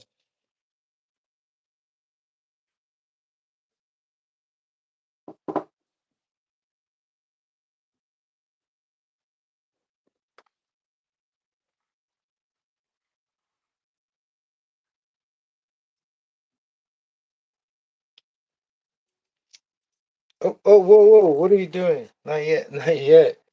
I am missing my. Where is it? Oh, here it is. Oh man, thought I lost you. Getting a bit nervous, but it's okay. Put that there.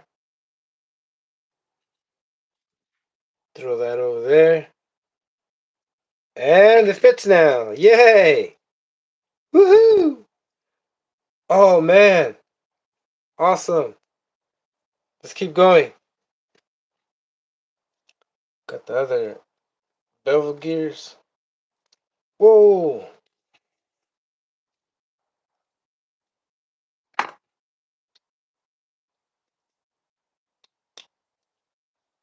Snap. Oh, this time we didn't get a snap, but hey, we got a lot of doesn't feel right.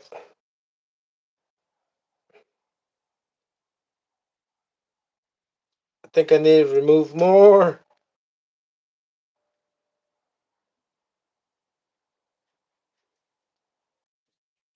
You need to remove more, brother.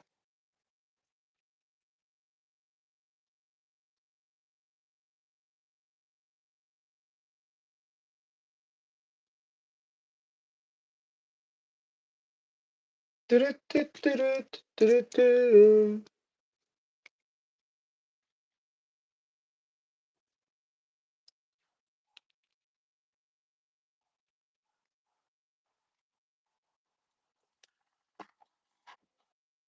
let's remove more.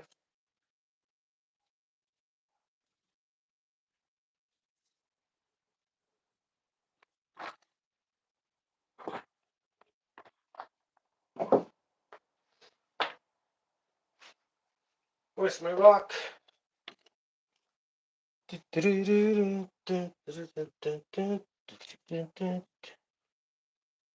go.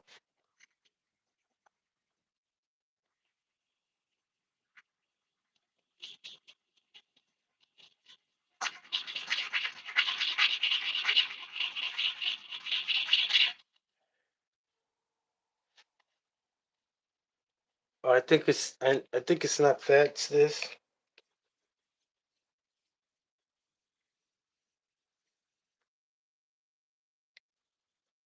Because the inner part of this thing doesn't let this.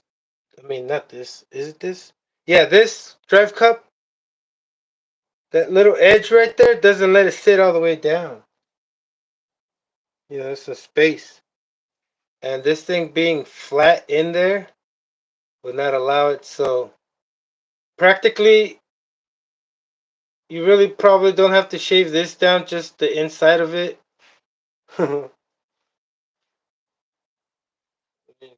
Basically, I mean.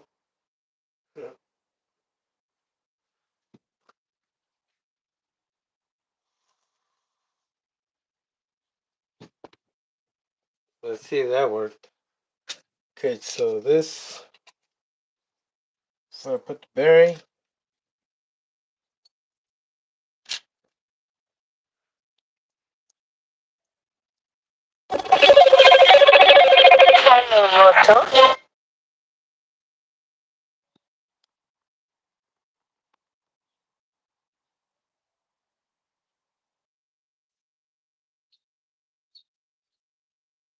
All right, had a phone call right there. Test this out. What happened to my pin? Whoa, whoa. Oh, it's right here still. I,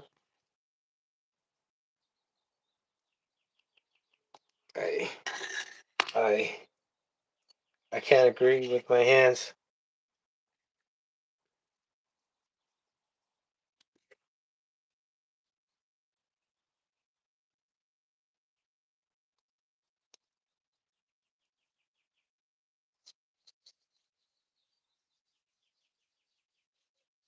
Oh, it feels much better. Wait. Yeah, I gotta shave it down more too on that side. So you do have to shave it down. I just saw you got to.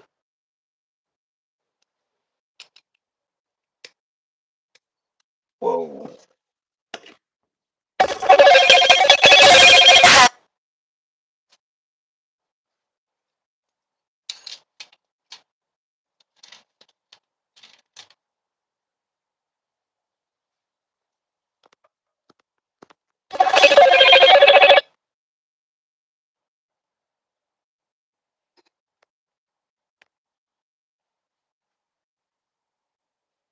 All right.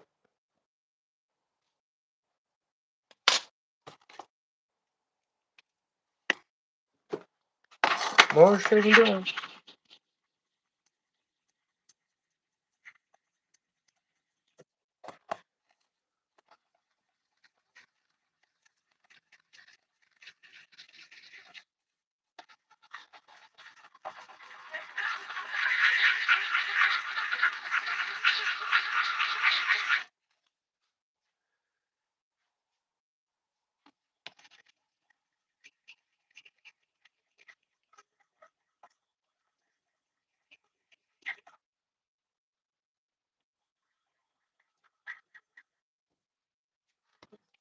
See, I'm still thinking, am I doing what's necessary or am I doing something wrong? and unnecessary.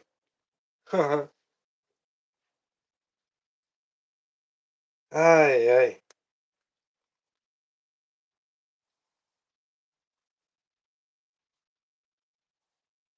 I will be more convinced if I'll be more convinced that that I'm doing something wrong if all these parts were stock from HPI.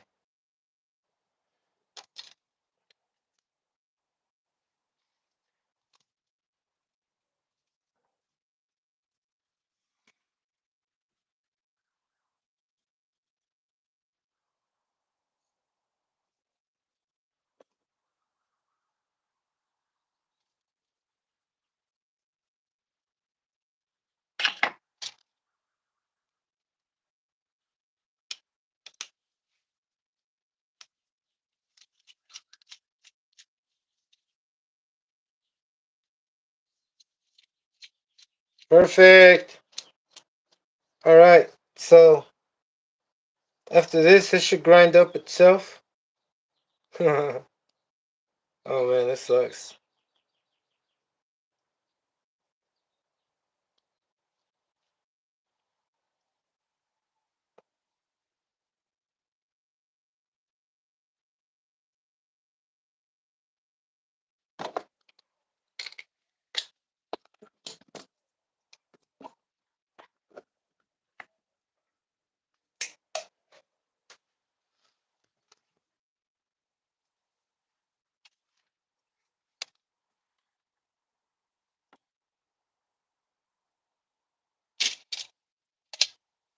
I'm gonna grind a little bit more because I saw unevenness. I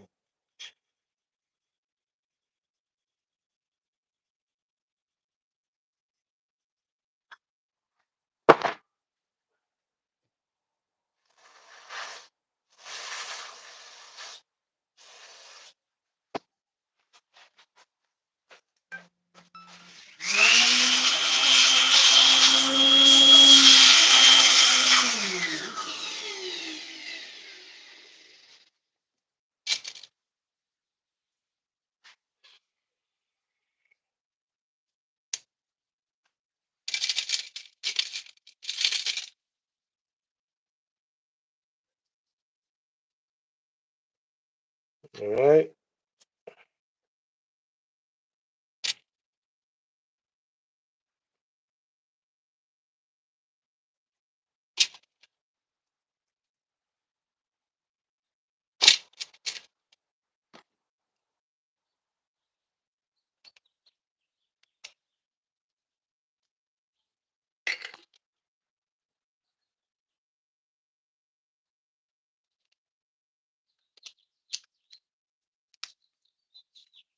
All right.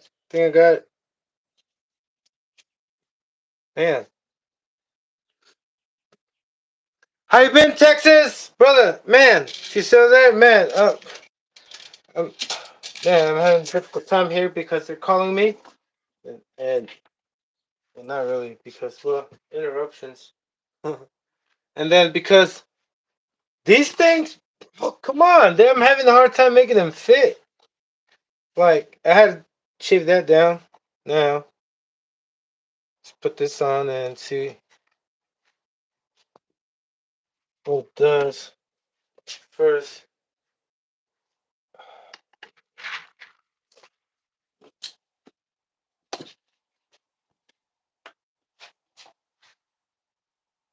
dropping everything.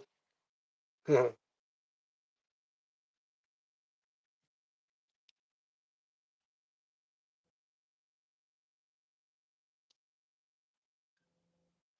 right. Looks good. Looks good.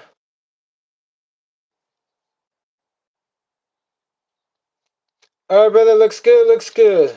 Had to shave it down at a difficult time. And then now we can continue the timeline. Put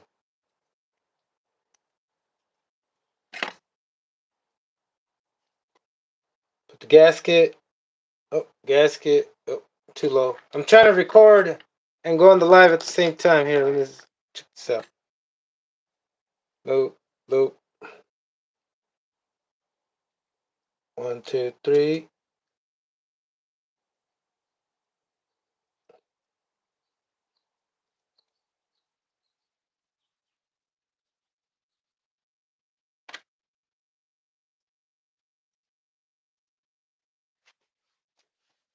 Brother, earlier I was putting these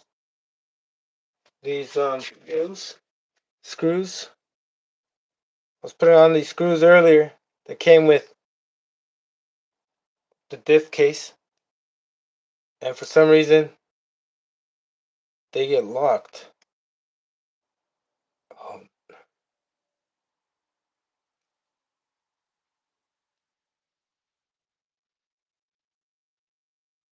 yeah, I don't think I'm supposed to use those that long. Oh my god, that is so confusing.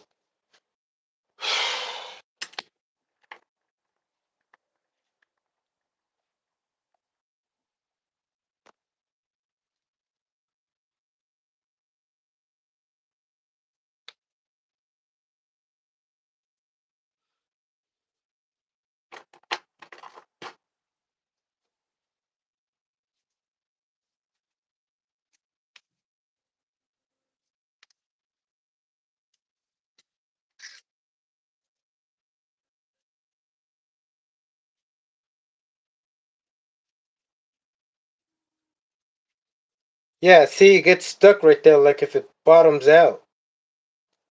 What in the fudge? So how long is the screw supposed to be? Man, we got way more than enough. Am I tripping? I think I'm tripping because it's not threading right. Try that one more time.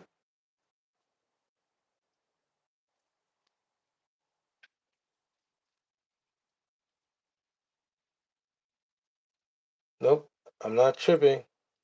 I think it's like because they're new and I've never experienced new parts.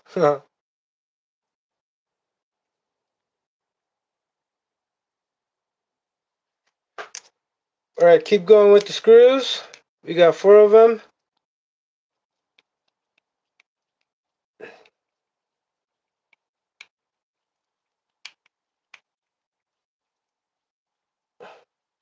I think they're like that so you don't put Loctite.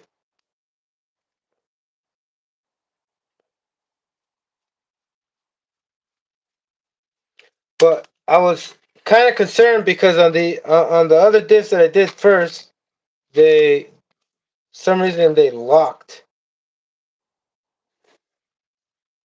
So we'll see what happens. We'll see what happens.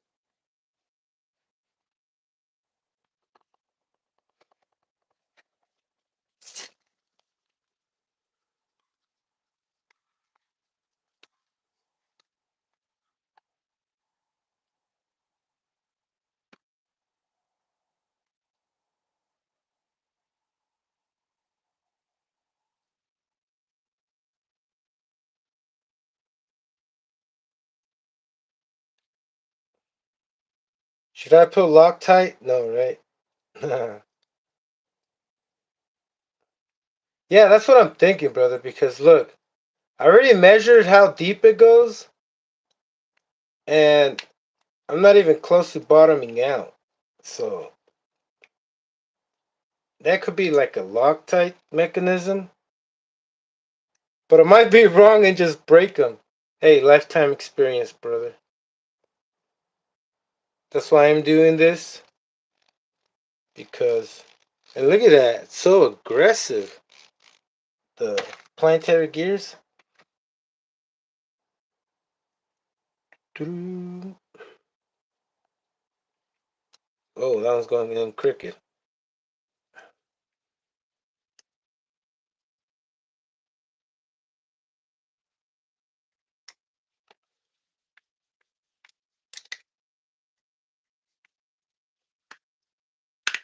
Oh, strip. What the? Let's get this out. Now, let me tell you, these screws are the ones that came in with the package. Oh man. Right, let me back these up because might not be ideal. Always evenly tighten your screws. How can I say? Oh, where's the other ones? There we go. I must throw this one in the trash.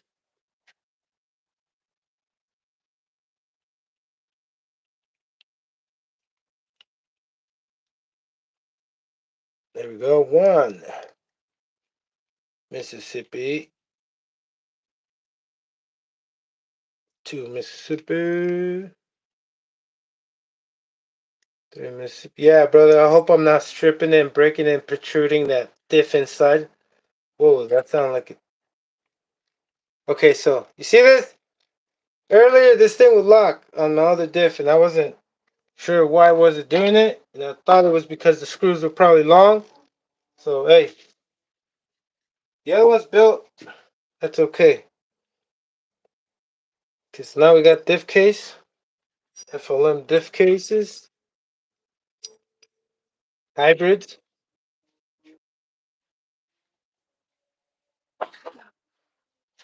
Shout out to hybrid. Shout out to hybrid. Check out his channel.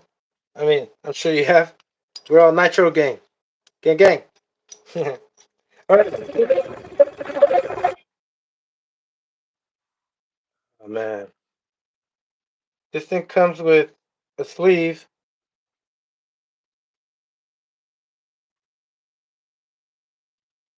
Can y'all excuse me for a sec? All right, I'm back. I'm back. All right, I'm back. I'm back. Man,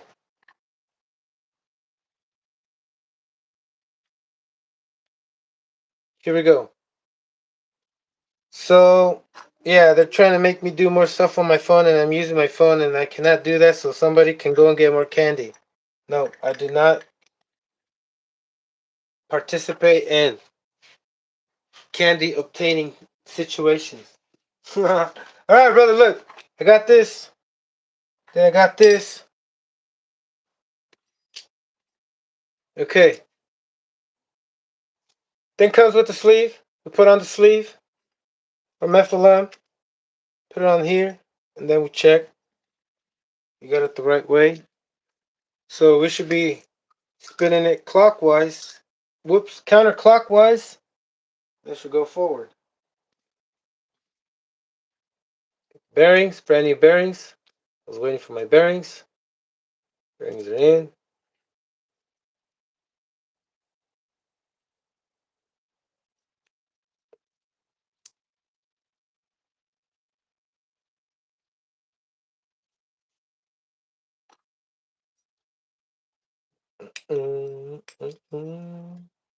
Diff case on. Checking the play.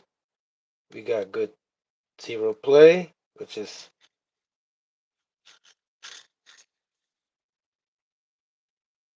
let me see the play right there. Whoa, I gotta put the screws on first. Oh, gotta tighten it.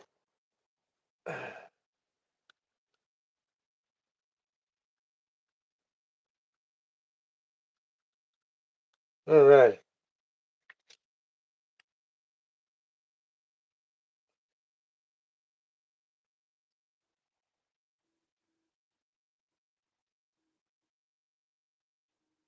Checking the clearance.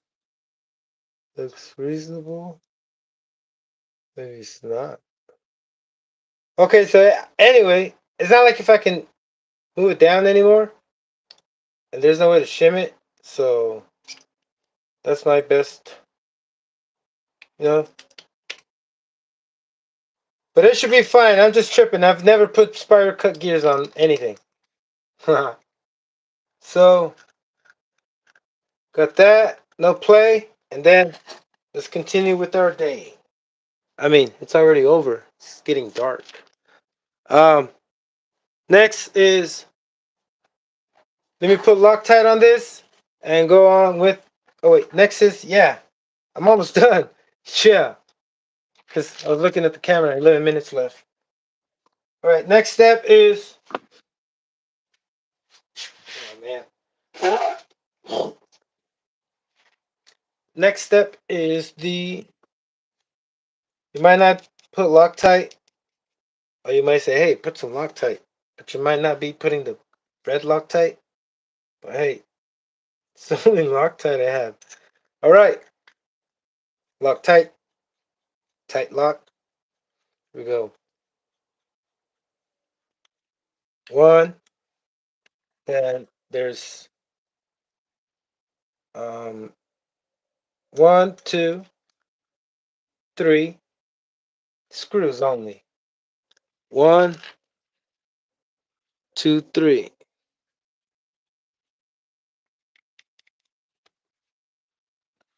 And then good thing FLM provided all the screws you need to put on the chassis, the TVPs, and your shock towers and everything else with this bulkhead hybrid purchase. You buy both of them, you get free shipping.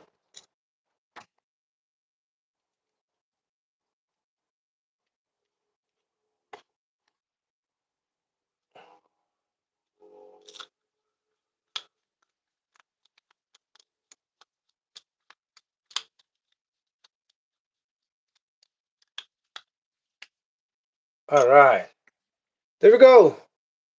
I think that's it. And brother, look,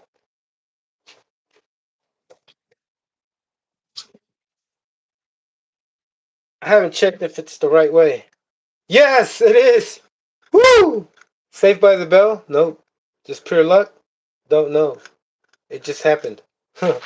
Brother, look, so it's going this way, and that's forward. Moving forward. And this is the other way, also moving forward. So we're good. Now we can move forward as well. Outside here. I mean, with the build. Um, that's it.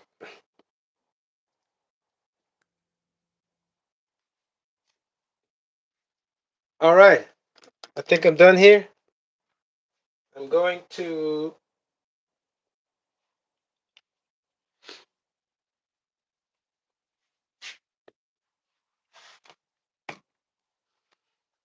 What am I gonna do? Oh, put this stuff away.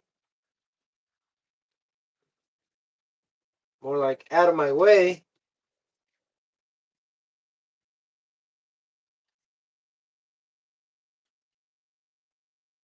Oh man, there's so much going on. I'm starting to get a headache, brother. I'm not complaining.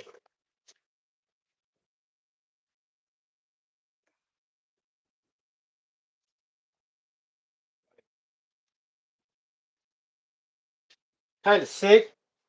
Kind of have a cold. These days they haven't been so good, but they're getting better. You know, trying to get back on the grind. No, look, I'm trying to get like at least one video every 2 days, or every week, or something like that.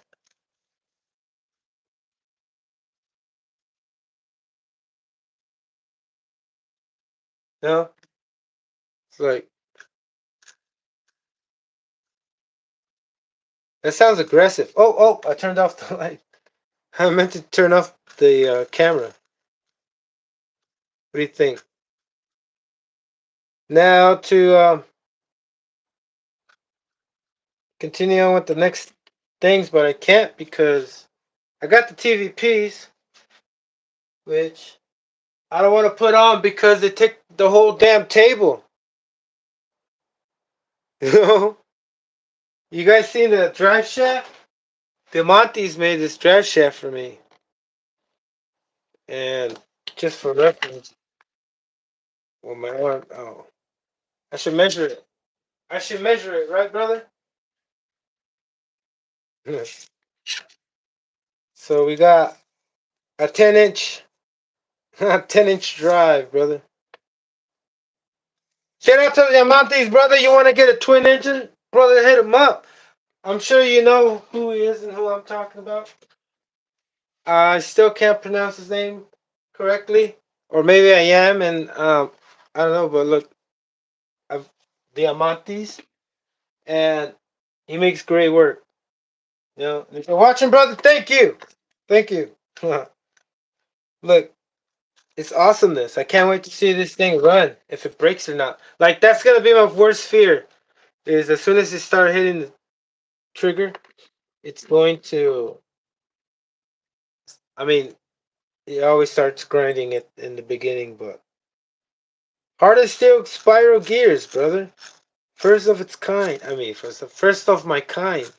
I don't have any other. Oh yeah, I do. Wait, no, I'm not sure if the T-Max. Does anybody know if the Spider 8 diffs have spiral ring gears? Probably not. So anyway, um, this thing's gonna be awesome. I do not have all the parts, and I am not going to finish this within a month. But I can show you right now what I have and what else I'm gonna put for it before I say goodbye or good night. Right?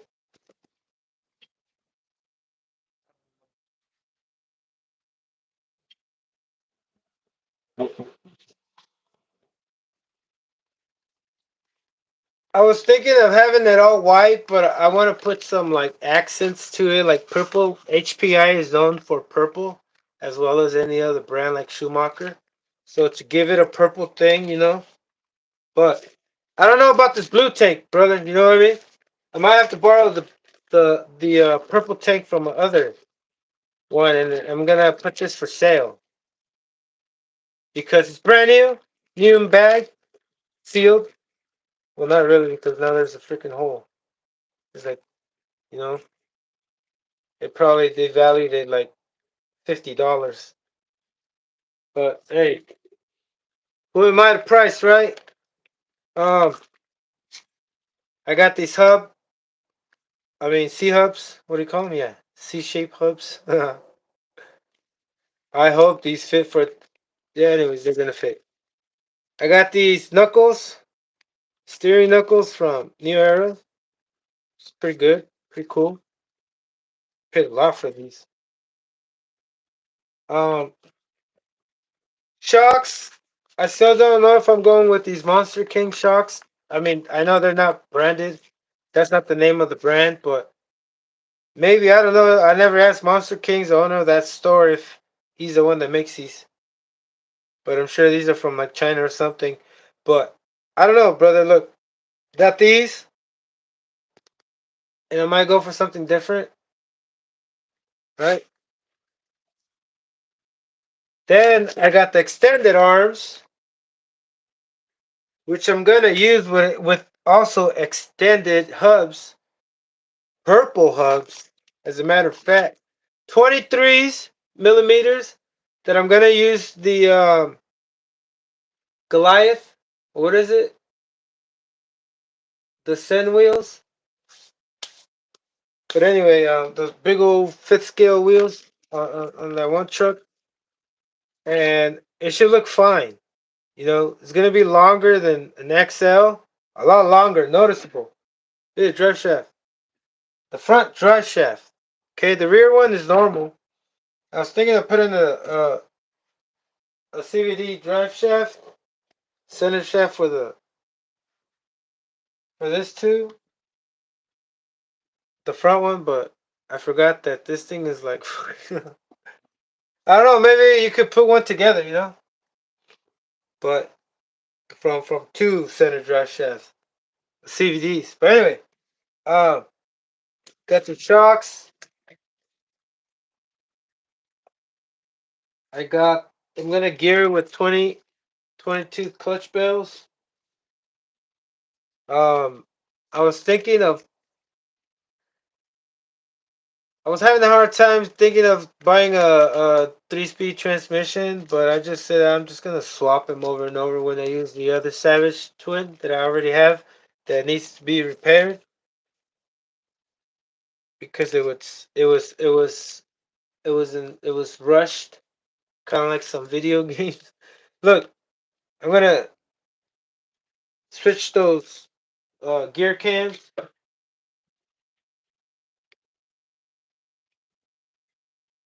FLM shock towers with the FLM braces, the missing motor braces. That's one thing I didn't know about getting the difference between the TVP brace and the skid plate brace. So these go where the engine mount goes, right? I gotta clarify that. Give me a sec before I finish speaking. Uh, yes, affirmative. So these are, and the reason being is because this cut right there where the drive shaft needs clearance. So anyway, we're gonna have to order the braces because I don't have those. I got all the hardware that Diamantes gives you in the twin engine kit. What else do I need to show you? Oh, finally, RC. RC for us, stocked in these the 3-speed aluminum transmission case. $200 chip, brother. Look, check it out. It says there's 75 aluminum, right? Feels pretty heavy, but then it feels like Integi or like GPM, like the other stuff. Not the real billet. I don't think this is like from a billet block, a machined. That's what I mean. It's not machined. Machine cut, CNC, right? So keep that in mind. That it's not gonna look like these new era hubs or like this new era. This does not feel the same as those other Integi ones. It feels much lighter. The whole hybrid bulkhead and diff. What else? Yes, transmission case. I'm so happy that I already got one because I just couldn't. I couldn't accept any flex in the transmission. You know what I mean? But I know there is no flex whatsoever when you're on power, right? Trying to put power to the ground, trying moving the transmission. But you never know if it does flex because sometimes if your screws pull out or if the transmission is a little loose or something and your bearings give up, I mean that's the worst part, the bearings. It disaligns everything. And then you start grinding everything. But most likely with with the plastic you'll well I mean it might not do anything. You know, you might be fine. It might be fine, but not for me. Because in my mind I would be thinking like I don't know. I don't know, like in a quantum level, molecular level, you know? Like watching those molecules like stretch or all right. What's next? I don't know what's next. Oh, the engine. I showed it earlier, I showed it again. Just quick set. 246s and I hope I can fit them. I am gonna keep it like this. Um like backwards, kinda like if it's gonna fucking propel itself with the exhaust smoke. Like gradual proportion or what do you call that? Some push, some they call it some thrust. These are exhaust slash thrusters. So, brother, look, I was like, man, it's just gonna accumulate grease and the oil, but no, look, the oil's just gonna with smoke a little bit over there, and then the rest of it when you turn it off or after use, after running the engine for a while, it's just gonna accumulate and there's not much that's going to hold. I was thinking wrong earlier. I was like not considering this stinger right here, right? I was like, oh man, it's just gonna rise up. All this oil is gonna rise up this hole. It's gonna fill up this whole thing. But I forgot there's a little tip right there. But yeah, I want to fit them like this. They're not gonna be this close. It's gonna be like more like up here. Like going, I still don't know. It might look like a freaking locomotive or like a real 18 wheeler. You know how you have those exhaust pipes on the side of the cab? You know, maybe I'll have them sideways like this. Let me put that in picture. Like that, right? Something. Whatever, because I'm going to have lots of room. Am I? Oh, no, only in the front. But either way, if anything, then I'm going to have to put them like this. Either way, stacked on top of each other. Which also is going to look cool. But there's only one problem. Oh, no. There's no problems. The bleed valve is... Yeah, it's not interfering, so... Yeah, brother, see how this goes. I can't wait to have this done. Well, I'm not even going to say that because I'm going to start getting impatient and I'm going to try to cut corners. This thing's going to take a minute, but hey, brother, slowly but surely, excuse me, this sinus. So that's what it is. The power block.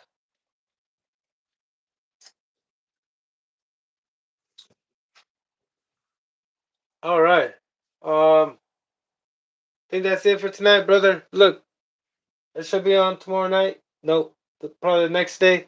To continue on with what? The transmission. Yeah, I want to do the transmission. That's gonna take a minute. I gotta pull it out here. Let me show you. I'm gonna put it to the side for now. I mean, already. I'm gonna pull it out so I can analyze it and visualize it.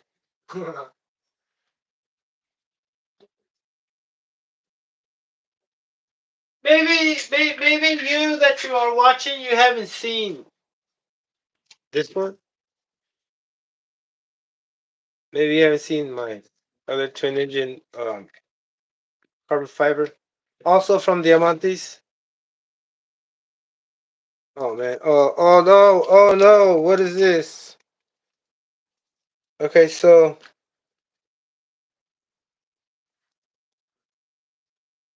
I'm gonna give you guys a better picture. It's not gonna work. I'm too close. Oh, you drive me real close. It's maybe on the side. Whoa. Whoa, destruction. Destruction time. Make some space. Alright, so pull this out. There we go. Better view. Dirty. I did a video of it, but with my phone. And I didn't like it, right? I didn't like it at all because I was a noob. I'm a professional now. That's BS, brother. Listen, I can't say that or do that again, BS, because my channel is based on zero BS. Shout out to Crazy Dad, brother. Check out his channel. So I took this out that day. Ran great, you know, except the fact that you gotta start one engine and close off all, like have I don't know what these are called, brother, but these little clips right here for the fuel line to close them. You know what I mean? These things.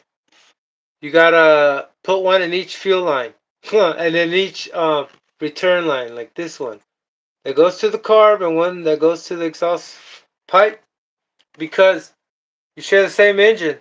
I mean, same fuel tank. And when you start one, and if you have this open, it's just gonna rush fuel all in your carburetor and it's gonna overflow it. Your carburetor. And then this, right now, at like this setup, it overflows it easier because it's as high as where the carburetor is. Like once you get fuel all the way up here, it's like higher than the carburetor, so even if you don't have it started, it's still gonna overflow it. Even if these things aren't open, like how you say, you know how the low speed needle kind of closes a high speed needle when the idle when your throttle is all the way closed. Even when you see that closes also the fuel line axis, the little tunnel in there. um, it will still drip in there and overflow it because I will fill it up all the way. And every time I fill it up all the way, even though I had these all the way closed to shut off, or even with my outer gap open, it would just like slowly push the fuel in there and we'll go through and overflow it. Anyway, I'm gonna disassemble this whole thing and put it back together because it has to be put back together. Look, brother, so many things I did wrong. It was a life's experience, but look, it's not broken. But I almost broke it because I didn't use the body. Never use your Savage without a body, especially if you have aluminum or alloy um body mounts. Jeez, I did. I should have. I was so excited, brother, that day.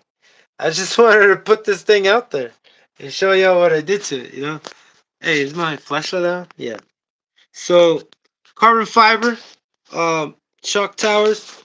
I had to use these extensions so I can fit these shocks right because they're too close. If I go any deeper, it's gonna interfere with this part. Maybe if I had the stock fuel tank, it would this wouldn't happen. But you see that? You see that right there? It's like so much not right, but I got it going. The only thing that I did wrong was was not Loctite it. Everything started to get loose and started to unthread right itself from the vibration. The other thing that I noticed, look at my gears. The clutch belt gears, they're fine, but the load on the other spur gear, they got sharp. They like sharpened it. Let me give you a better look. Look, you see how straight cut? I mean, here we go. Yeah, they're sharp. So this gave, and that's a hot racing. Not hot racing. Can't remember what. I think it's Monster Kings too, but it's a lightweight. Don't know the gear count. Oops, excuse me. Um, what else did I do to it? Custom that I didn't show you. I did this wrong. I gotta redo everything again. Um, couldn't find aluminum bumpers. I didn't want to put those bumpers on there, but then I thought, hey, they're bumpers. Maybe they should have some flex on them, just in case you bump into something, right? Because I have a Revo, and the first time I took that out, I lost the reception, and that thing just ran into the wall, and the bumper was just destroyed. And if it had a plastic one, it would have survived. But what else did I do to it that I can show you that it's not? No, I think. Oh no, that's just a hop up part. No, I think that's it. That's it, brother. No, it does take a lot of time to put this together. I mean, the first time, but then second time should be fairly easy. And I did crack one. That's okay. Hopefully, the Diamantes can send me another one because I'm not planning to put a. I'm gonna do a better job next time because look, it has. Who told me? Um. Oh man, I can't remember his channel's name, but he told me that these were gonna snap. And oh, I apologize, brother, if you're watching, but I watch it. He's like an HPI guy out there. He does a lot of informational and talks about the truck. And I really can't remember his name. I'm so sorry. Um, he told me that this shock tower was gonna snap, and the first thing it snapped is when I did a wheelie. This thing got caught on the grass, and it just made it flip forward. Like it did a wheelie and then made it flip forward. And don't think I had this wheelie bar. I had no wheelie bar. This thing I got it after it was too late. I got this like way after. I don't even think I ran it with the wheelie bar yet.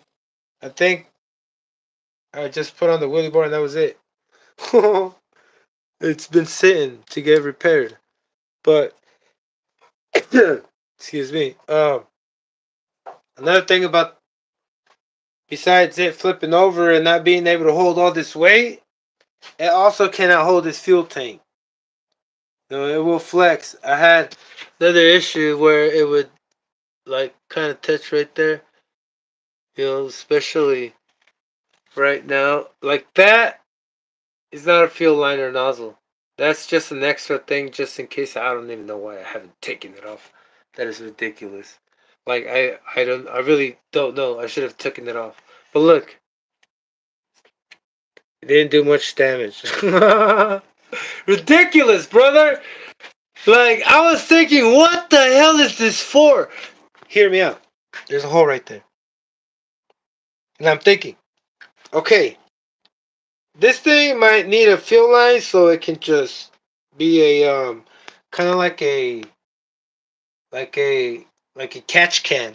A catch can, Like this thing's gonna catch the fuel that you spill right there. It's gonna drip down there. And then it just can go out of the way so it doesn't get on your car and catch more dirt. Is that it? I think that's what's it. But look, there's still a bunch of dirt in there. And it's the only place that has dirt. But anyway, look, brother.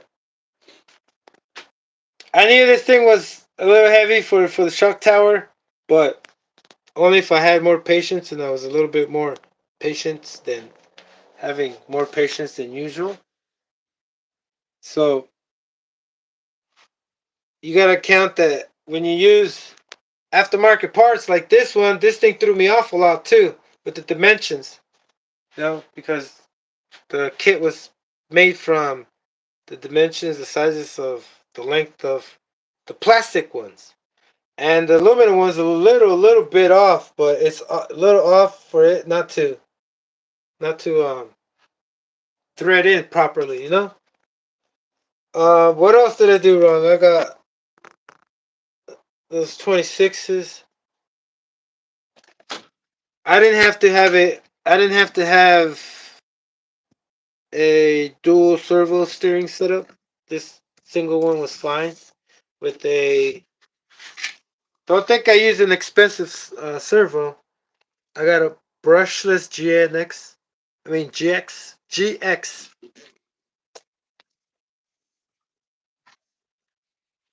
Let's see. Let's see. I think that's it. I think that's it.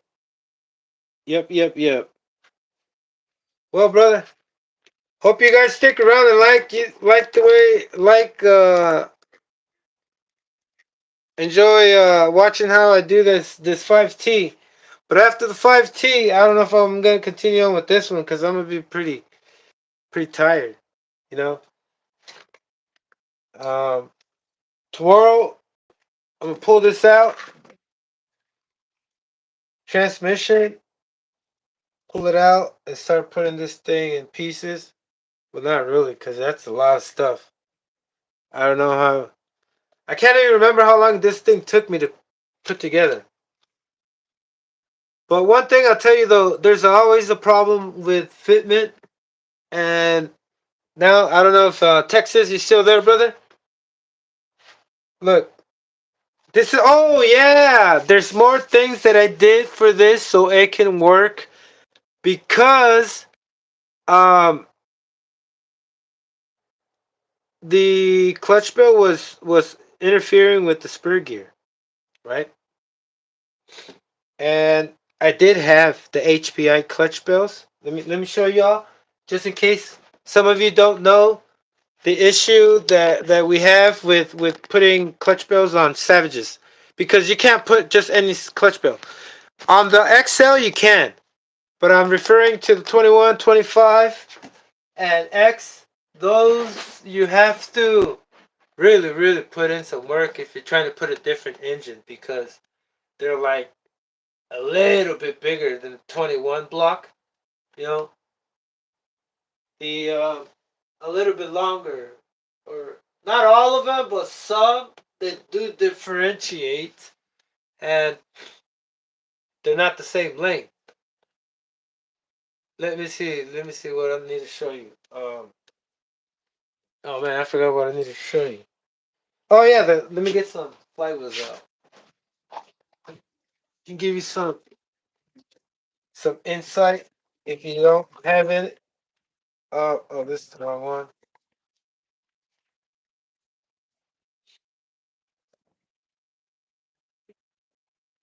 Let me get my pointer.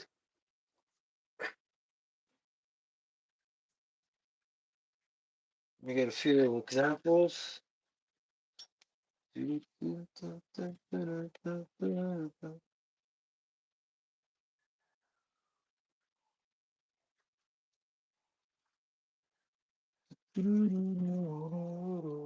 All right, check it out. A lot of times, like I've used the stock one that's specifically for HPI, but there's other ones that are like 1/8 scales, and I've seen people like question why does the clutch bell interfere with the spur gear, right? HPI uses a really flat one. This one is pretty big, and then also you gotta count with how what sleeve you put here for the crankshaft. Is that what it's called? Yeah, right. Yeah, let me get it. Let me get it.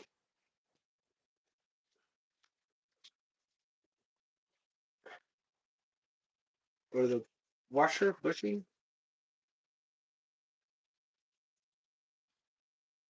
So let me start all over. Let me try to. All right, HPI.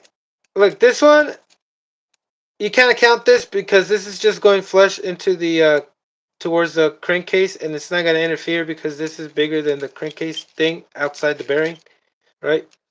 But this height you have to from right from the flatness of this to the flatness of this because it's sticking towards out once once you put once you put your sleeve, right?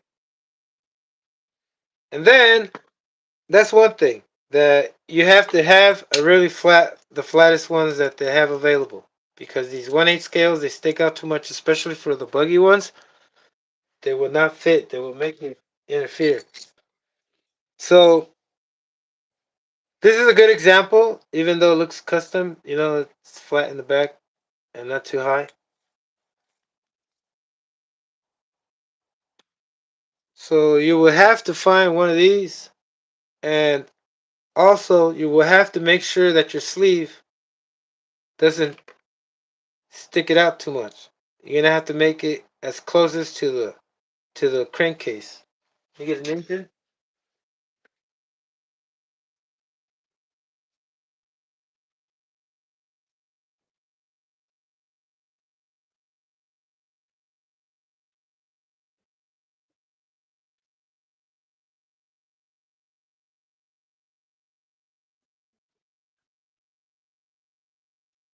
All right. So when you put this on,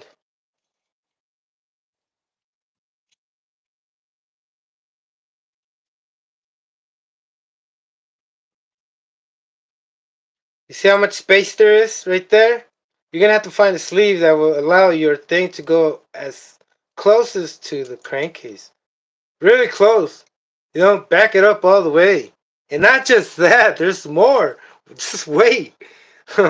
Look, once I did that and figured it out that yeah, scooting it back and then scooting as much as you can, and it was a lot of trial and error because I had to also shave some of these down because I ran out or I don't know what the hell I did to them, but I couldn't find the right size. So and the ones that I thought they were the right size, they just went way too far back, and just got binded up with the crankcase, right? So that was wrong, a bad idea, right? Can't have anything stationary touch with any moving parts, because it will grind the shoe right real quick. Um, I was trying to censor that. I forgot to put this. It's not for kids. Fuck.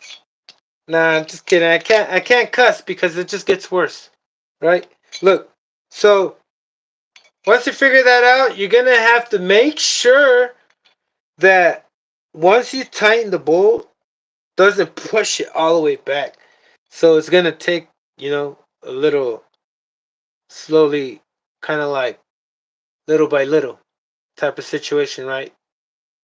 Uh, Trying one that's smaller, smaller, smaller, because there's a lot of sizes. And some of you might not have a variation of sizes, but I mean a variety of sizes.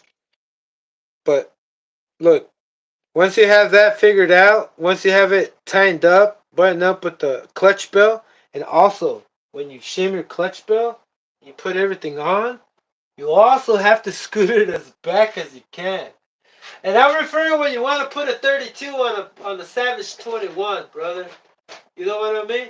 Because it's not the right size engine. And then plus, have you seen the exhaust pipe? The exhaust pipe?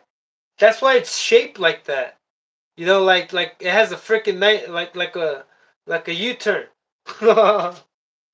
It's shaped like a V. It comes back right away. Closely, so it doesn't interfere with the shocks. And can't have that. Wait, what am I saying?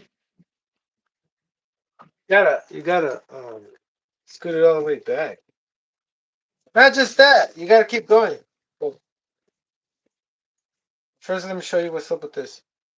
So once you put that, and then you put the clutch bell, make sure nothing grinds. You're gonna have to move it also as far back, believe me, because once I did all this, and it took me quite some time, to shave down, shave down, shave down, and then I had to use a different one because I shaved too much, right? And then I also had to heat the shit out of this and put this on my vise with the flathead right there sticking up there, and then tapping it with another flathead on the other side because it was already stuck all the way back, right? So that's gonna happen too, if you don't do little by little, right? Um, Once you get that done and you got all this on, and this is ready to go far as back, and this spins freely without grinding on the flywheel, right? But it's gonna look like it's really close. Put it as close as you can. No, no, not close as you can, because you could be able to put it as close as you can, but it might not be enough, right? So put it as close as possible. So once you have that, you're gonna have to open your transmission up, and you're gonna have to. What did I do to it? The shimming. You have to scoot it as far in, right? Because I do have one other thing. There's a. Oh wait, let me just say this first. The shaft for the spur gear. It it sticks the pin drive. You know the pin drive for the spur gear, or the. In my case, I have a slipper eliminator clutch thingy, right? Slipper eliminator. In my case, that I have right here, the slipper clutch eliminator. You know that pin drive where it goes on a shaft and you put it on there. That the position of that to once you put the spur gear, it will determine how far it sticks out, right? So you won't be able to stick it back anymore. So what you have to do is just um, modify the shaft inside. I don't remember if you had to remove the shims that are on there and put the other shim on the other side. I can't remember, brother. I did this a while ago, but I'll show you once I'm on it. But yeah, I did modify this thing right here. And I'm not sure if it was just the shims. I think I did a little bit of grinding. I did that, and then I also there's a few slipper clutches eliminators kits that you can get, but they're not the same size. Some of them a little thicker, like I was saying, like thicker from the width, and some of them are thinner. And the one I bought from China, it's pretty thin. It because if you get the Monster King ones, it will make the spur gear stick out more, out more. So there was a lot, and right now I'm happy with this because, well, not really, because look, on one side like, what can I say? I really didn't like it because it's pretty close still. But hopefully after this one, oh no, that's not what I was gonna say, man. I'm confusing myself. Look, what I didn't like is that there was too much load and it's too heavy, and my spur gear is like not holding up, right? So that's another thing you got to keep in account with the twin engine, is that your one-way bearing will not be able. Well, yes, it is because it just depends on how heavy it is and how fast you want it to go, right? So keep in mind too that you twin engine something, you put more weight to it, or even with just a single engine Savage, you put aluminum parts to it, make it heavy.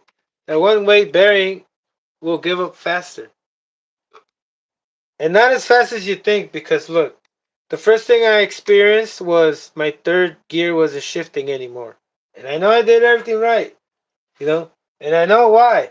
Because when I picked it up, it would shift because it would not have load, you know, because this thing wouldn't run.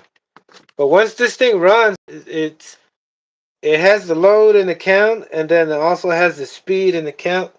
And the more speed, right, the more load, right? And then if it's heavier, you're gonna have more load if you have two trucks of different weights going the same speed. Oh, I hope I didn't confuse you. But at 50 miles an hour, this thing will break the one-way bearing a lot easier than the stock Savage going 50 miles an hour, right? So, in other words, the one-way bearing can take so much. And it doesn't have to go really fast for it to cause it to break. I mean, I know that's what happens because, or maybe it was the 3-speed shaft that was a little worn. That's why I need to get those parts, brand new shafts, because I did build this off a used one. All those things take into account, brother, like minuscule millimeter stuff. I'm assuming because if you dig in inside the one-way bearing, if you look at it like how they made the Fast and Furious video when they took off, and you can see how the fuel goes in the engine, and then the engine combusts the fuel, and then the piston goes up and down. You can see all that action, all that moving, right? Same thing. I'm trying to explain to you with the one-way bearing. It doesn't take much grinding for it, and for it to start slipping, because hey, it's a one-way bearing, you know? And I'm trying to get to the point where I'm super freaking frustrated that my brain is not going to take it no more, that I'm going to make some kind of adapter to eliminate that one-way bearing, right? I'm hoping, because right now I do not feel the means, brother. I don't feel the means yet, but hopefully it gets to that point, you know, because, hey, look, in the beginning when I was building this, I can still feel the mental frustration that put me through this, because I wanted to put those carbon fiber shock towers. If it wasn't that case, I would have probably done all this right the first time in the first day, right? But not really, brother. It takes time, man. Like, that's one thing. You know, this comes with a lot of effort. A twin engine. I'm talking about twin engines, brother. You know, that one-way bearing, like I said, the gears, because that's the reason why I know it's a spur gear. Too much load on the spur gear, because both of the clutch pedals are fine. Both of the clutch pedal gears are fine, you know, and that's the reason being. But I might be wrong. Um, I gotta. No, the rotor starters were fine. They were okay. Yeah, it was just, look. I'm gonna tell you this too because I didn't say it. A carbon fiber shock tower does not go well on a heavy ass truck like this.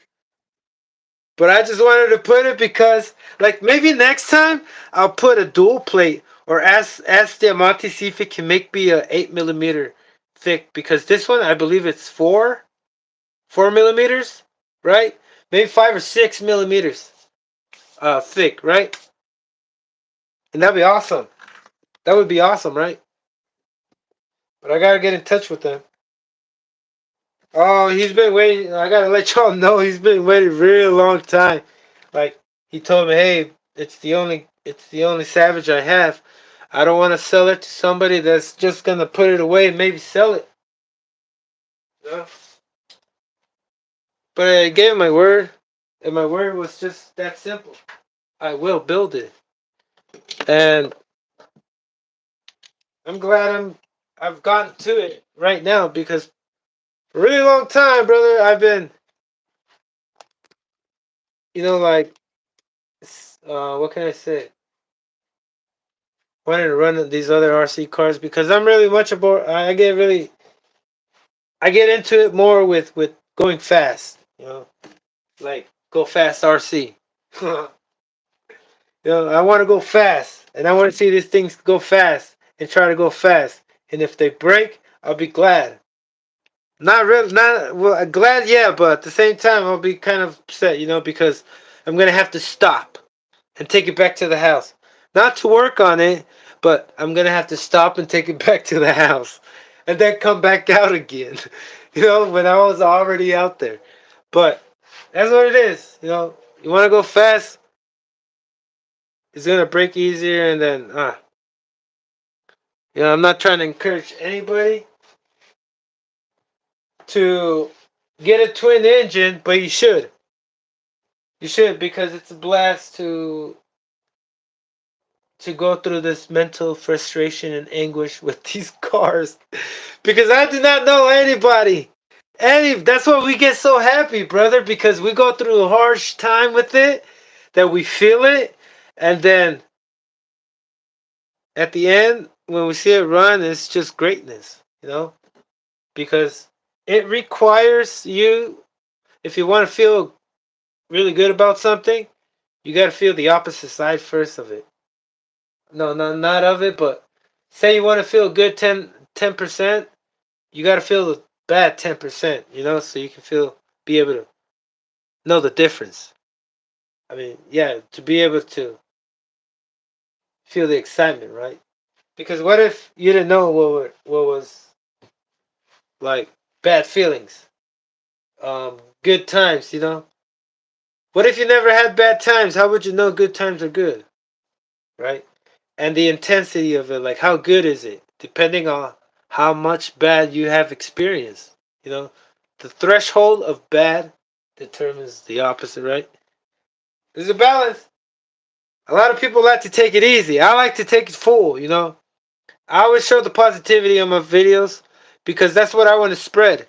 But out here inside my little gel cell box slash 90 degrees, and trapping energy, um, here, I'd rather keep things in closed doors, right? Like all my anger, just off camera, just by myself, right? But when I'm, you know, on how can I say it? When I'm tuned in, I feel the excitement, and I come out here and I just let it go, just let it release it. But yeah, I think that's it, brother. There's a lot to it, and most importantly, I didn't think it was gonna be the case to have to make room, like move things back and then move them back as far as possible. I never thought that was going to be the case for this twin engine. You know what I mean? Because a twin engine Savage XL, this one is based on the XL, right? And I didn't expect it. And I was thinking maybe it's because, here, let me show you. I'm over here showing you my hands, like weird. Look, maybe it's because, huh? That engine plate. Look, when I got my stuff from Diamantes, he sent me an extra engine plates, and maybe it's because the alignment for where they line up, the screws, they're maybe backed up more. The other ones. and this one is backed up forward. Or maybe this is should be a little bit over there or something, you know? I don't know, not sure. But it shouldn't be happening. Like it's an XL. And an XL you don't have to do that, you know, because also it comes with a 5.9. But this engine, let me tell you, I better get lucky because this engine is bigger than the crankcase is bigger. Bigger than this. Holy crap. Holy crap. Whoa. Hold on. Let me think this through because look, now I think I'm going to run into some not good moments because look, I'm looking at this. I'm like, what in the. Let me align it. Let me show you what we're dealing with. We're dealing with at least my pinky nail of extra length forward. So you know what that means? The clutch bell is going to be a lot more forward. So what I did also here is that I did move the engine forward backwards a little bit, if you can tell. Another thing is that this engine does not have the big block size engine mounts where you put on the screws. They're not the same length like these, right? I had to put a carbon fiber plate in the bottom so I can have enough room for support. Wait, for what? Yeah. Oh, and to raise it up. The engine, like, what did they tell? Oh, yeah. Here we go. I just found something else that I had to do. Check it out. We can continue on with the live from Westminster, California. Uh-huh. So, excuse me, I still have the sinus congestion. It's not letting me breathe so easily. That's one thing we got to do is be conscious of our breathing because as we get older, we breathe less, and that's bad. Shouldn't be breathing less. Yeah, I'll let you guys know about that stuff. I don't know why it popped in my head right now. Anyway, maybe it was related. But look, another thing I had to do to fit these 46s, engine mounts. Your engine mounts, they won't fit. Won't let this fit. So I had to cut them. You see that on the bottom? I cut the center part that joins the engine mounts for the Savage. I cut them. I don't know why I cut them. Oh yeah, because I was using the Savage plate. I was thinking I was using this for a different car. Anyway, hey, stay tuned, brother. I got a off-nut twin engine coming up too that I've been lagging on that I was supposed to do, but spending all my money on other stuff that I'm accumulating on my uh uh mini barn. So check it out. I cut those, right? They're cut and then they're spread apart to make room. And since these engine mounts they don't align with the stock big block mounts, I had to cut the front of it, but not like awful because it doesn't the screw, if you can see, lights. You see that? The hole, I had to grind that out a little bit. You see where the hole is at? Oh, wait up. Maybe I'm gonna replace that washer for something bigger. But yeah, that should hold, you know, unless you have a wreck. But made sure that there's no play or wobble. So I used the size the same size. What is it? 2.5 millimeter bit just to grind it out, you know, straight out. And yeah, there's no play. You know, even when I didn't have it tight, it wouldn't go side to side. So that's another thing you had to do for these 46s. But I'm having my doubts now, brother. Oh man, am I gonna be able to scoot the the transmission forward? Nope. Like the T-Max? Nope. What am I gonna do if these things don't fit? Well, here's plan B. I guess if I don't do these 26s, 46s, I mean, I'm gonna go with my 32s, actually 32s, but these are the 32 RRs, and I think these are on my channel's picture. But anyway, yeah, I got those that I'm gonna throw instead once and for all. I haven't been like so wanting to use my best engines. Well, not the best, but the most expensive ones. But anyway, that's it, brother. Look, I can't wait. I really can't wait till this thing like looks out straight like that. Some way. It's not gonna be like this exactly, but some kind of formation like this. Like a transformer. Well, yeah, brother. Am I missing anything? More. 3 hours. Wow. Okay, I think I'm good. I'm good now. Um, everybody, thank you for coming by. I'll be looking forward to showing you more. You know, it always motivates me to do more, and it inspires the inspiration spikes up like no other. Magnificent. And if we run into problems, you're gonna be right here. I'm gonna show them. I wish I was a guy that would be like, "Hey, I'm gonna show them just my perfections, my editing." Nah, and then I'm not giving nobody nothing raw. I, I'm I'm I'm how can I say it? You're doing it here with me, brother. You know what I mean? I'm doing it here with you. So